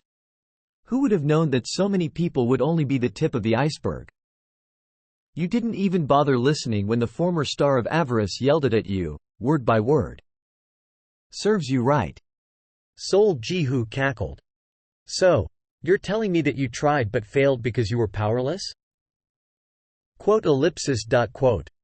People sure are animals molded by the environment. When I was a slave somewhere, someone would always waive a contract and throw me out by force, even when I was hurt and felt like dying. Sure. Once you sign a contract, you have to properly carry it out, even if you die. You're right. Sol Jihu slowly shook his head and spoke. Like that Kim woman always said, disobeying the contract is an act of betraying faith and trust. Yun Seahui bit her lower lip. But aren't you just screwing with me if you work like this? Yun Siohui's face flushed with anger. Whatever the situation or reason may be, the results make you a traitor. Then according to your words, aren't you the traitor? Enough bullshit. It's you. No. It's you. It was a strange sight. The two were busy blaming each other when the real traitors were still out there. Yun Seohui retorted, clenching her teeth. Who knew that they would use humanity's last resort as bait? I bet even the parasites didn't know. Oh, please. As if you've ever cared about paradise. Sol Jihu snorted. And enough with the bullshit. We're talking about our contract here. Yun Seohui clenched her teeth. She felt so vexed that she felt suffocated. She felt she would explode if she didn't say anything back. Now I know. Quote. Now I know why none of the 7 gods chose you. Just because of one woman. You didn't hesitate even a little from dragging all of humanity into your gamble. Yun Sohyu couldn't finish her words as the blade held around her neck pressed into her flesh. A line of blood gushed out and trailed around her neck to pool around her collarbone. She felt a stab of sharp pain, but Yun Seohui gritted her teeth and shouted. Fine. Kill me. Quote. I said kill me. Silence fell after the shout. After the short silence, Sol Jihu quietly spoke. Go to Nur. What? Don't make me speak twice. Un Yuri and Adelet Delphine said they've finished preparing the final card. Survivors from the Federation are also gathering there, so you go as well. Go and prepare again. If it's you, I'm sure you'll be able to play a very important role. Why should I? I'm already done. Because our contract isn't over. Yun Seohui's face sunk. You. Is that why you saved me? There's no other reason I'd save you. She suddenly burst into laughter. Even Yun Seohui herself didn't understand why she was laughing. Ah. She continued laughing before suddenly stopping and asking with a serious face. What's your reason? Reason? Why does our mighty spear demon? Why does he hate me so much? What's this bullshit? Sol Jihu frowned. Bullshit? I know you have a grudge against Seinen. But didn't I help you enough? You did step up more than it was necessary. Sol Jihu nodded, admitting her words. But they were all your independent actions. I don't remember asking for help. He slowly withdrew his spear as Yun Seohui speechlessly stared at him. He then turned around as if she wasn't worth replying to anymore, having his business with her finished. Do you know how hard I tried for you? But Yun Seohui did not stop. It wasn't me, but Kim Hana. I chased her out for you. You know how hard I tried to ease your heart. Are you fucking crazy? Sol Jihu asked seriously. I thought you were at least a bitch that knew how to separate work and private matters. Ah. Is it because Seinen, for which you didn't hesitate to kill even your kin, disappeared? Is that why your emotions erupted? Yun Seohui's face distorted hearing his mocking voice. Her breathing grew ragged as well. How could you do this to me? She yelled out in a crying voice. Hey! I'm not Sung Shihyun. I'm Sol Jihu, okay? Sol Jihu looked like he had heard something completely ridiculous. And let's get things straight. You didn't do anything for me. It was for Seinen.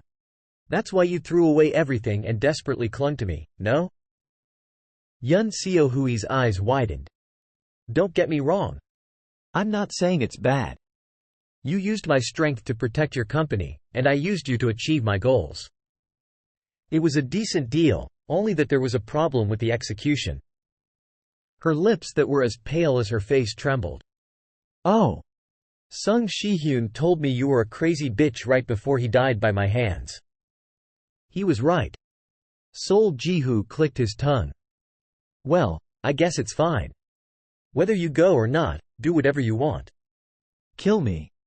Just kill me instead. Yun Seohui screamed defiantly. If you really want to die, then why don't you kill yourself? Sol Jihu spoke with his head half-turned. Though, I don't think there's anything more pathetic than committing suicide after being cornered. But if you have even an inkling of conscience left, you'd go to Noor. After saying that, Sol Jihu left without looking back. Yun Seahui, who was suddenly left all by herself, blankly sat down on the ground for a while. Ha! Then she suddenly laughed. Ha ha! Ah ha ha ha! She laughed. Hugh, Hugh! And cried. She alternated between laughing and crying like a person with a screw loose. And after an unknown amount of time passed. Fine. Once her sporadic tears dried out. This is how you're going to be until the very end, huh? Yun Seahui rose up, full of indignance. I did nothing wrong. After staring in the direction Sol Jihu left with eyes dripping with venom, she forcibly turned her body. It's all your fault. She began walking with faltering steps while muttering things to herself. It was as if she had lost her mind. As expected, there was a horrific scene, far too terrible to speak of, happening at Scheherazade. The fires turned into acrid smoke that pierced her nostrils, and monstrous roars, screams, and moans could be heard from all around. The parasites that had been engrossed in looting the city initially just stared at the woman who was walking into the ruined city like it was her own house. They never imagined there would be someone who would walk in with their own feet. However, after that moment of hesitation, they quickly shot towards her and pinned her down to the ground. Yun Seahui did not resist and meekly kneeled on the ground. It was then. Oh my! What's this? A lilting voice was heard. Yun Seahui's dead eyes slightly opened. Didn't you run off with the spear demon? The woman flying in the air, flapping her bat wings and wearing a vulgar outfit that practically revealed everything, was none other than Kim Hannah, who had turned into a succubus. You came back? Are you really crazy? Shouldn't you be thankful? Yun Seahui smiled. Your target for revenge came back to you. Go ahead, thank me. Bewildered, Kim Hannah carefully observed Yun Seahui. She didn't seem sane no matter how she looked at her. While she could somewhat understand her feelings since Sinyoung had practically collapsed in a day, the situation was still too strange. Given the vengeful look in her eyes, Yun Seahui didn't look like she had fallen in despair. Kim Hannah nodded once, indicating that she would listen to what she had to say first. Speak. Let me meet vulgar chastity. Hell no. She's on the verge of exploding in anger after having her horns crushed and her wings ripped out by the spear demon. Then any commander would do. I know you can do at least that much. I get what you mean, so tell me the reason. Why? I need to see. Kim Hannah raised one eyebrow. I don't need anything anymore. I just need to see that merciless bastard's face in despair. I need to see him kneel down in regret. Ah! Kim Hannah finally understood the situation. You got discarded, didn't you? Who? I was right. Too bad. I guess you couldn't enter his fence, Tilda. She flew down to the ground and giggled while patting Yun Seahui's head. What did I tell you? He's a fundamentally different guy from Sung Shi-hyun. I told you he was an uncontrollable lunatic, didn't I? Quote ellipsis quote. In any case, you want to, break it if you can't have it. Is that it? Are you going to accept it or not? Yun Seahui spat through clenched teeth. Who knows, Tilda? Kim Hannah suddenly assumed a haughty attitude and propped her chin with one hand. The fact that you didn't go to Noor and came back here alone on your own is praiseworthy. Quote ellipsis quote. And I just happened to come up with an interesting plan. Everything's good, but… Kim Hannah grinned. The humiliation that you guys made me suffer still won't go away. What should I do? Kim Hannah placed a hand on her chest and made a troubled expression. It was a fake face. What do I need to do? Kim Hannah wondered out loud before turning her head and looking behind her. There was a pole standing high in the sky off in the distance. At the end of it were two stark naked bodies tied with ropes. Yun Siohui's eyes quivered. Evangeline Rose, who once was respected as the guardian of Eva, and Queen Charlotte Arya, the ruler who had always hidden herself in the palace. She had heard rumors that they were taken as prisoners and used to taunt mankind. She finally confirmed it with her own eyes today. If you show me you can endure even half the humiliation and pain that I had to suffer, it might cheer me up enough to make me forget all the grudges I've held so far. Kim Hannah licked her upper lip while glancing sideways at the two bodies hanging from the pole. Yun Siohui's mouth twitched. Ha! She broke free from the grasp of the parasite that was holding her arms and spoke with as much malice as possible. Fine. Do as you like. She gripped her clothes and tore it down without hesitation. Rip! And as soon as her clothes ripped, the mob of parasites jumped on her. A moment later, intense moaning along with Kim Hannah's laughter rang throughout the city. The day after the opening ceremony. Yun Siohui showed her face when morning came. She thanked them for their hospitality and bade them farewell, saying that she had to leave before she overstayed her welcome. She didn't ask for anything or say anything out of the ordinary.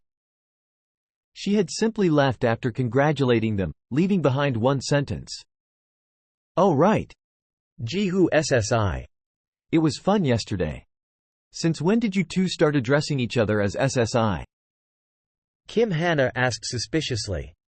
I trust our Jihu. Seo Yuhui also chimed in. Sol Jihu did not reply. He didn't have the energy to do so.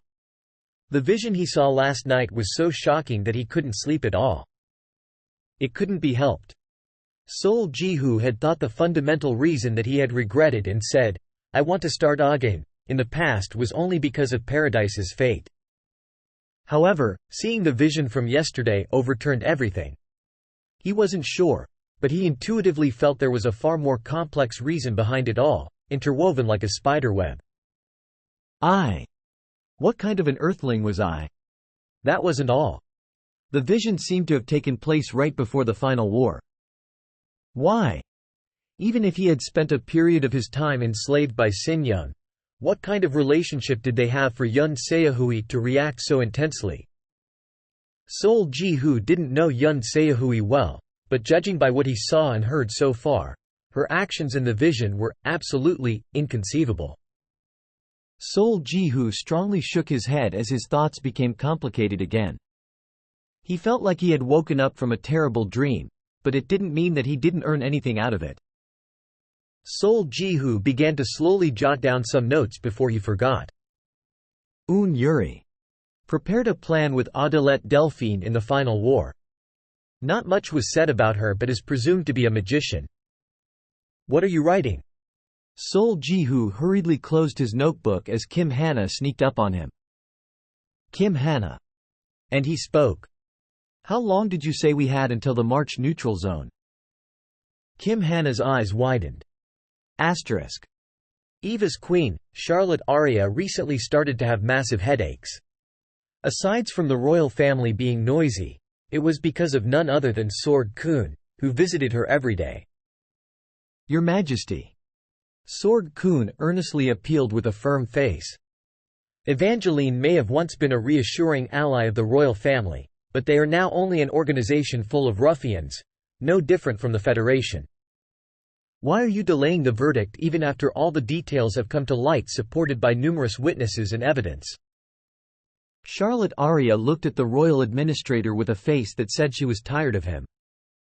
She had been sure that he would stop coming if she ignored him like she had done up until now, but because of some unknown reason, he kept on persistently visiting to implore her. Charlotte Arya shut her eyes. Did they not say it was all a misunderstanding with each other? What misunderstanding? They were lying through their teeth. Please do not be deceived by their sweet talk. Enough. Charlotte Arya cut off his words, not able to bear listening to him, but Sword Kun didn't back off. Your Majesty, are you truly trying to meet a disastrous end to the parasites? What? Charlotte Arya furrowed her long slender eyebrows. She was starting to get angry. Does your Majesty think they will help us when Eva falls in danger? Please think about what happened with the recent draft call. That is simply how Earthlings are. However, Evangeline. Jung Sua is different. Representative Jung Sua did not answer the draft call either. You are saying that because you do not know her. Charlotte Arya clicked her tongue. She is like me, a girl who lost her parents when she was young. Did she not say she had to at least be with her little brother on his deathbed when he was wavering between life and death? I understand that feeling. Charlotte Arya cleared her throat. And although she was a little late, did she not come back? It was not a little. It was only after the parasites retreated that she showed herself. It seems to me like you are trying your hardest to find fault with Jung Sua. I have only spoken the facts. Sorg Kun bowed as Charlotte Arya roared. Your Majesty. Enough. Did I not tell you to stop? I understand what you are trying to say. Charlotte Arya waved her hand with a face that clearly said she found him tiresome. I will personally go meet Carpe Diem's leader to resolve the misunderstanding. You may leave now. Sorg Kun shut his eyes. For her to say, Carpe Diem's leader, even after he had submitted a report of them registering as an organization called Valhalla. It was proof of how much interest Charlotte Arya had about the city. It was to the point where he suspected that she was adopted when he recalled the late king, who had gained fame as the Thunder Monarch, and the two princes, who had respectively shown great talent in studies and in the sword. This is our last chance. Sorg Kun couldn't forget how the late king had saved him and showed him great kindness. This was why this upright man did not leave her. Eva has become rotten far more than your Majesty can imagine. The military has disbanded, and the people are impoverished and in great distress. The city has become so devastated to the point that it is almost irrecoverable, so we must grasp whatever chance we have. And so, the faithful old retainer. The last of the last hope has come down. He is someone that left Harem to fulfill a great vision. We are in a position where it would not be enough even if we threw our entire bodies to beg him to help. So why are you not letting go of the rotten twig you have in your hand, not bothering to even look at him? Did not give up and vehemently implored her. Your Majesty, it is your humble servant's last request. Please open your eyes. Chapter 270. Charlotte Arya was only able to escape from Sorg Kun after 2 hours. This was why she did not want to grant him an audience. Ever since her second brother Campbell Arya died, he nagged her constantly whenever he saw her. After experiencing it for a few years, just seeing his face made her heart sink and her stomach churn. Sometimes, Charlotte Arya would fail to hold back her temper and lash out, and whenever that happened, the desire to chase Sorg Kun out increased. Of course, it always stopped at just a mere thought, and she never tried to actually carry it out. Charlotte Arya was young and immature as a queen, but it was difficult to consider her a bad person. She wasn't so heartless as to chase out an old servant who had served the royal family in times of need for dozens of years. Nicely put, she was innocent. Badly put, she was indecisive and weak-willed. To be a wicked woman, one needed a strong resolve. In this sense, not being an evil ruler wasn't necessarily a good thing. Phew! Charlotte Arya sighed once again before looking around. The grand hall of the palace was quiet and lonely. Thinking about it now, other than Jung Sua and Sorg Kun, she had no one else. No one tried to approach her, nor did they ask anything of her. To be precise, there was one more person, but that person always left her very exhausted. In the end, she stayed cooped up in the palace every day. Thinking this way, an indescribable sense of emptiness and loneliness crept up inside her. She had already sent Jung Sua off after consoling her and had sent Sorg Kun out after yelling at him. She wanted to vent her frustration at someone, to get her pitiful situation off her chest and be consoled. After wandering around the grand hall meaninglessly, Charlotte Aria walked to her bedroom hastily. Damn it, where did I put it? After rummaging through her room for a long time, she found the item she was looking for, a communication crystal. Hesitation flickered in her eyes as she saw the crystal, but she soon steeled her resolve and sat down at the edge of her bed. Wavering slightly, she placed her hand on the crystal ball. While she never put in any effort to train, a royalty was still a royalty. Moreover, Charlotte Aria was the direct descendant of the Thunder Monarch and the Aria family, known for their mastery in magic. She at least had the ability to activate a communication crystal. Though, it was really the most basic of skills.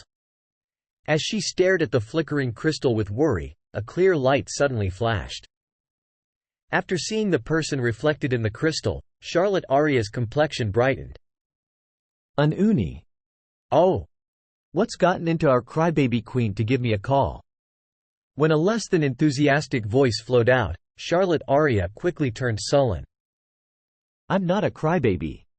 Why did you call? I wanted your advice regarding something. Advice? Ha! Didn't you speak all high and mighty last time about never calling me again? What happened all of a sudden to make you change your mind? The woman twirling her hair and speaking indifferently was none other than Teresa Hussey.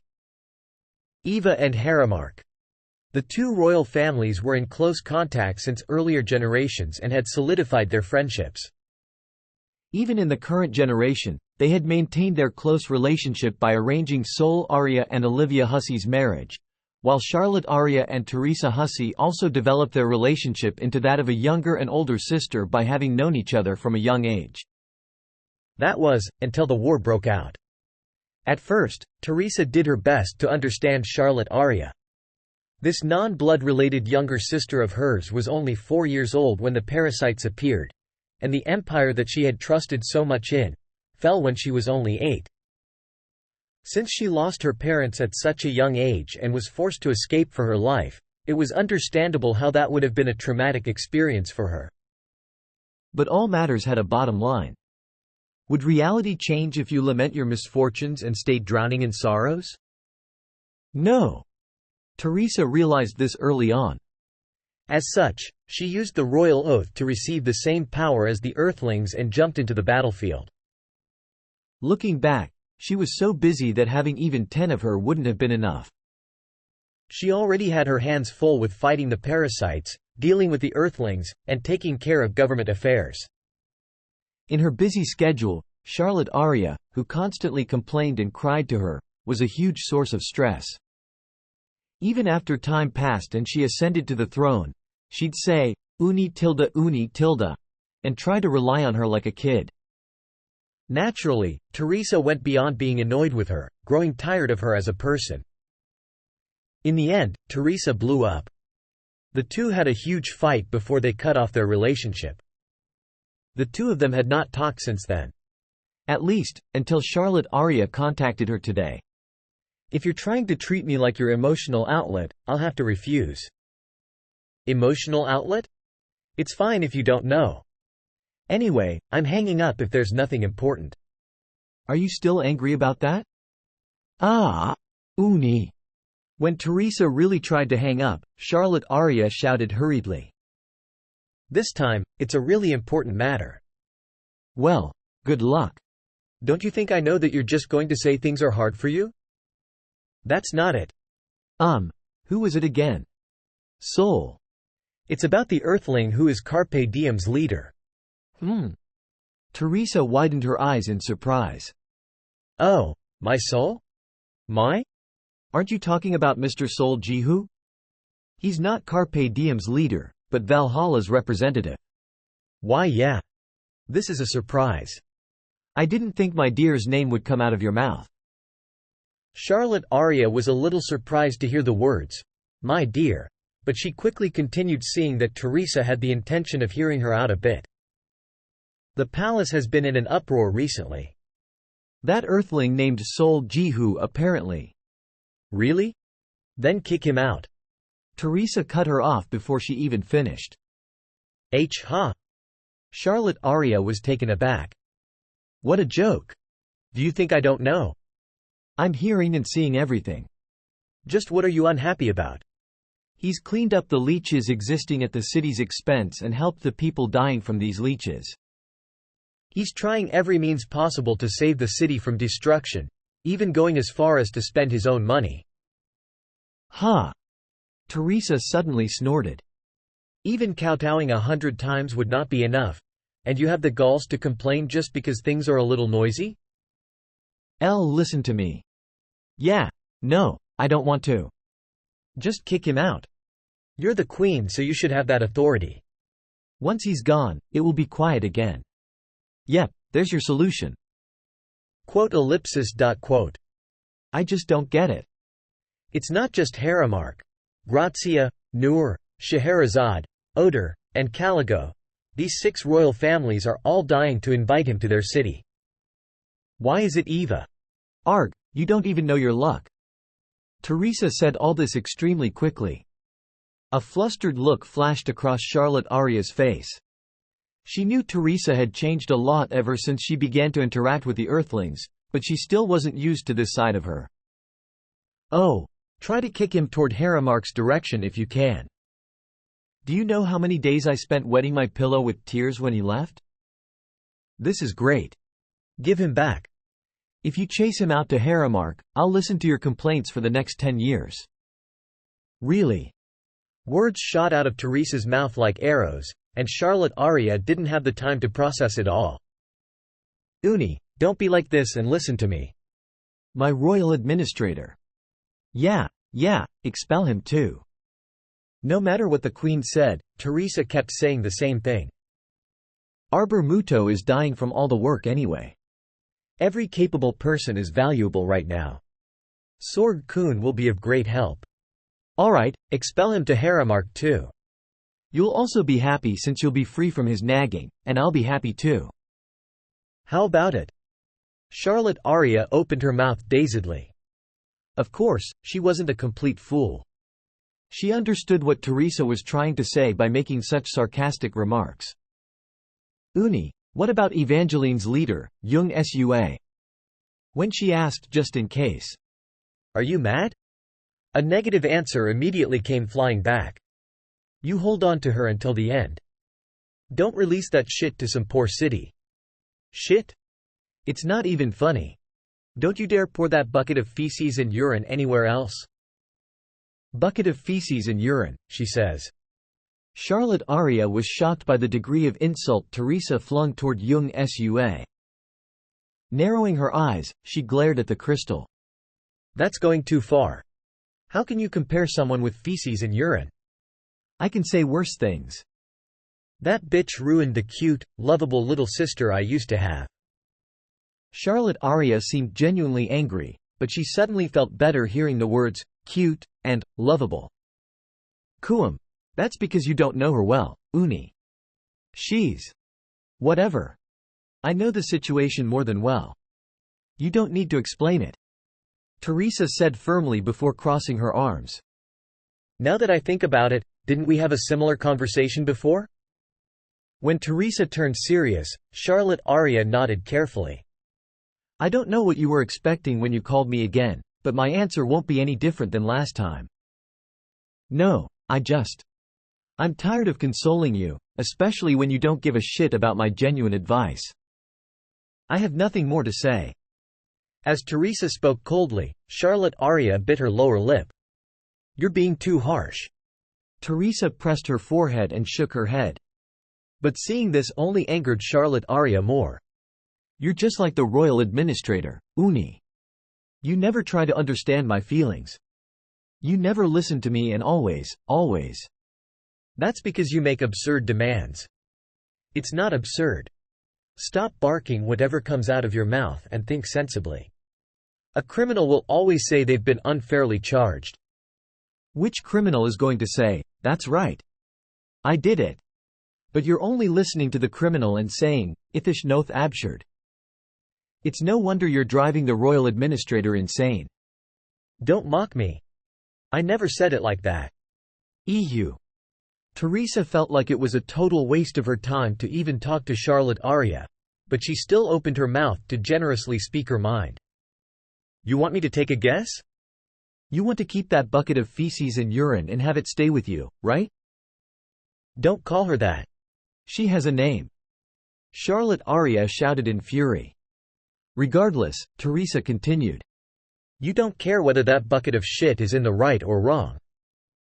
You're shutting your ears and eyes off and closing your mouth because you don't want to believe it. The fuming Charlotte Aria flinched slightly. But Queen Tilda, I didn't do anything wrong, Tilda. You're shaken by these utter nonsense of words when all the evidence says otherwise. HMPH. So what? You're saying it's all my fault. I'm the queen, but I should just do whatever Sorg-kun says. Oh please, you don't know what being a queen is. Teresa dropped her head.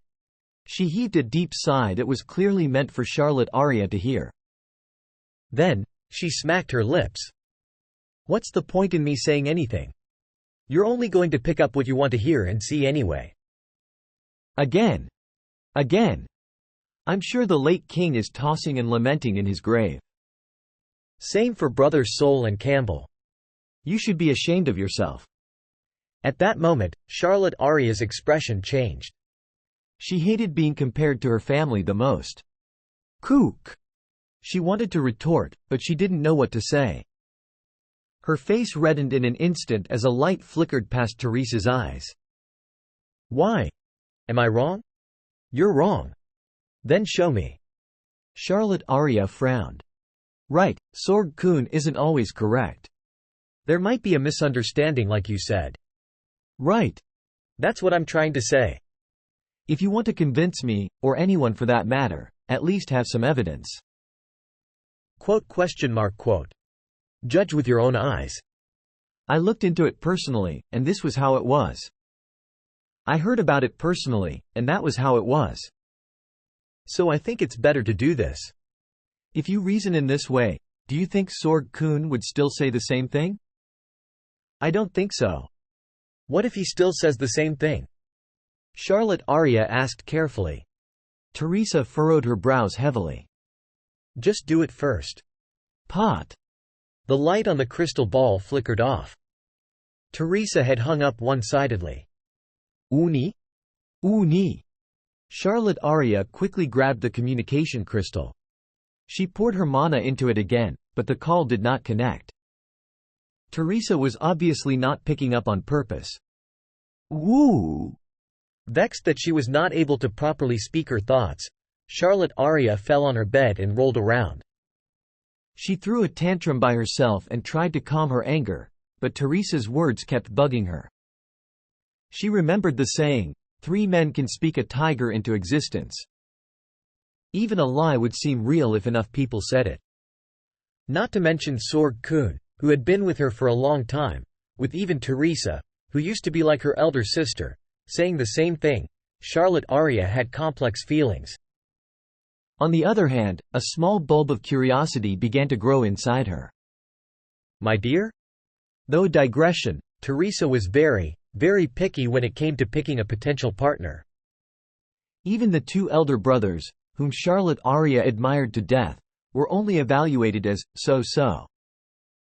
Although it was a memory from when she was a child, whenever the 2 of them were alone, Teresa would often tell her that she would choose her own marriage partner and that she would rather run away than go through a political marriage. Capable, renowned, hot-bodied, heroic, kind, handsome, and thoughtful. If even one of these were missing, Teresa said she would not marry even if a knife was held to her neck. Furthermore, this earthling was supposedly wanted by the other 6 royal families. I think I heard the rumors before. In any case, with what Teresa said about this earthling named Sol Jihu, Charlotte Aria couldn't help but get a little curious. Just do it first. HMPH. Recalling Teresa, the defiance she managed to quench shot up again, making Charlotte Aria pout. You think I can't? Fine. I'll judge with my own eyes. Half in defiance and half out of curiosity, Charlotte Aria steeled her resolve and raised her body. Then, she suddenly remembered something and fell into thought. Wait. If I talk to Sorg-kun before going, he might try to show only his good sides. A person's true character was only revealed when they were bare naked. Suddenly, she had the thought, should I go secretly? Soon, the hesitating Charlotte Aria must have come to a decision as the corner of her mouth stealthily curled up. She now had something to do. For some reason, she was starting to have fun. Talk. Sol Jihu let out a long sigh after flipping through the last page of the document. The report that Yun Seyahui left behind is a present. As thick as it was, a tremendous amount of information was written inside it. Starting from Charlotte Aria's life to the process of Jung Sua becoming her aide, it recorded everything in depth. Sol Jihu could only be surprised at how Sin Young managed to find out about matters from tens of years ago. In any case, there was a lot written in the report.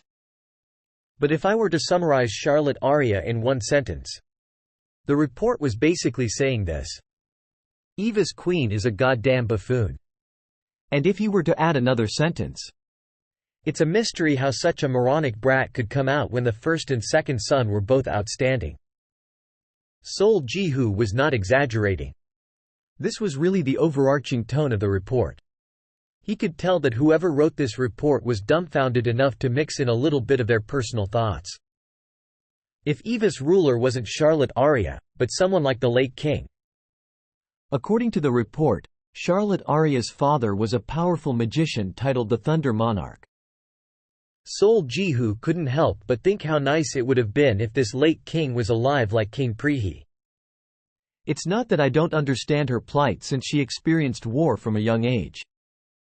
But staying at the same spot for more than 10 years was going overboard. It was simple. There were people like Teresa Hussey who chose to face reality and unsheath their swords, but there were also people like Charlotte Aria who chose to avoid reality. After all, even royals were fundamentally human beings. It wasn't just Charlotte Aria. Kim Hana's right. After reading about Jung Sua, Sol Jihu couldn't help but chuckle. She was neither skilled in battle nor administratively capable like Kim Hana. Persona. Just by sticking to certain personas, she had climbed up to her current position. Of course, Charlotte Aria being so vulnerable played a big role, but being able to grab that opportunity was a skill in itself. It was then. As Sol Jihu was lost in thought, his communication crystal shone. The caller was Teresa Hussey. Princess? Fufu, have you been well? What is she calling me about? Sol Jihu suppressed the faint worry in his heart and asked. Then, as soon as he heard Teresa's explanation, his eyes widened. Excuse me? I'd give it about a 70 to 80% chance. Today at the earliest, tomorrow at the latest. Teresa shrugged. That's just how she is.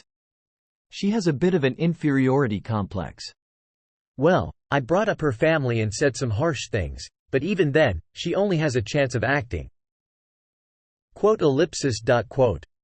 Be honest. It's been upsetting, right? Teresa covered her mouth and laughed. I understand. She really doesn't know how to differentiate between feces and urine.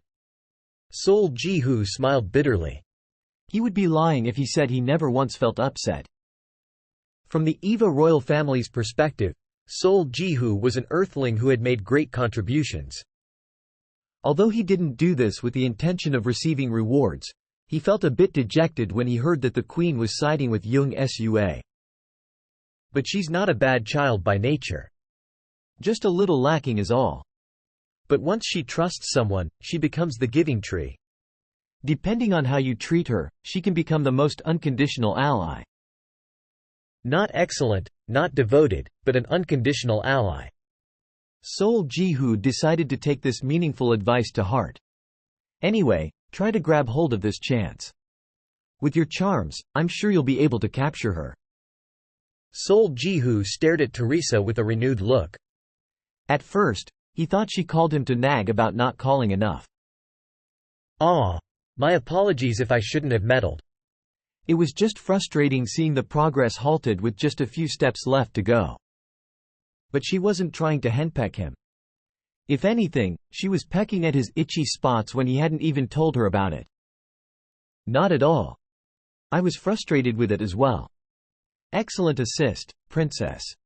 Her wifely support was on par with Seo Yuhui and Flown. Wait, Yun Seohui too? The report on the desk caught his eyes, but then he shook his head and shook off the silly thought. After expressing a deep thanks to Teresa, Sol Jihu got up. As this matter could be a turning point in the status quo, he planned to discuss it with Kim Hana. Asterisk. As always, hundreds of people were gathered in front of Valhalla's building. It was to pick up the freely distributed food. Since the EVA alliance collapsed, there was no need to continue the plan any longer. But because quitting right away seemed too obvious, Kim Hana suggested a grace period of 2 weeks, and Sol Jihu accepted it right away. There was a saying that people would confuse goodwill for privilege if it went on for too long, but EVA's residents were not like that. In fact, their gratitude only strengthened by the day. It was because Valhalla seized the debts owed to the EVA alliance under the guise of damage compensation and recontracted the people with reasonable conditions. Kim Hana had taken care of this matter so that no problem would arise in the future. As a result, EVA's residents were starting to think of Valhalla not only as the actual royal partner, but also as the organization representing all of EVA. Just like always, Kim Hana was overseeing the free food distribution site today. Sol Jihu discovered her from afar and walked up. Kim Hana. Why are you here? I needed to tell you something urgently. Kim Hana turned around with a confused look. Then, she furrowed her brows. What? You see. No, I understand. So is she going to summon us or visit us officially? Or? After turning around reflexively. Kim Hana shut her mouth, unable to finish her sentence. As she stared intently in one spot, her eyes opened wide. It couldn't be helped. Although the hundreds of civilians that had gathered around made the view crowded, there was one person from her appearance and clothes who stood out starkly among the ordinary residents. She was surely thinking that she was well hidden and disguised, but such a shabby disguise could not trick Kim Hana's well-practiced eyes. It would be a different story if Kim Hana never discovered her, but now that she did, she couldn't help but pay attention carefully. Speaking of the devil, the Queen of Eva had come personally. And judging by how she was alone, she seemed to have left secretly. She stared doubtfully for only a moment. Once she remembered what Sol Jihu told her. Hey! Kim Hana instantly lowered her gaze. Her brain spun as she continued in a quiet voice. Listen carefully to what I am about to say. Kim Hana's eyes flashed cunningly, like the eyes of a fox in front of a herbivore.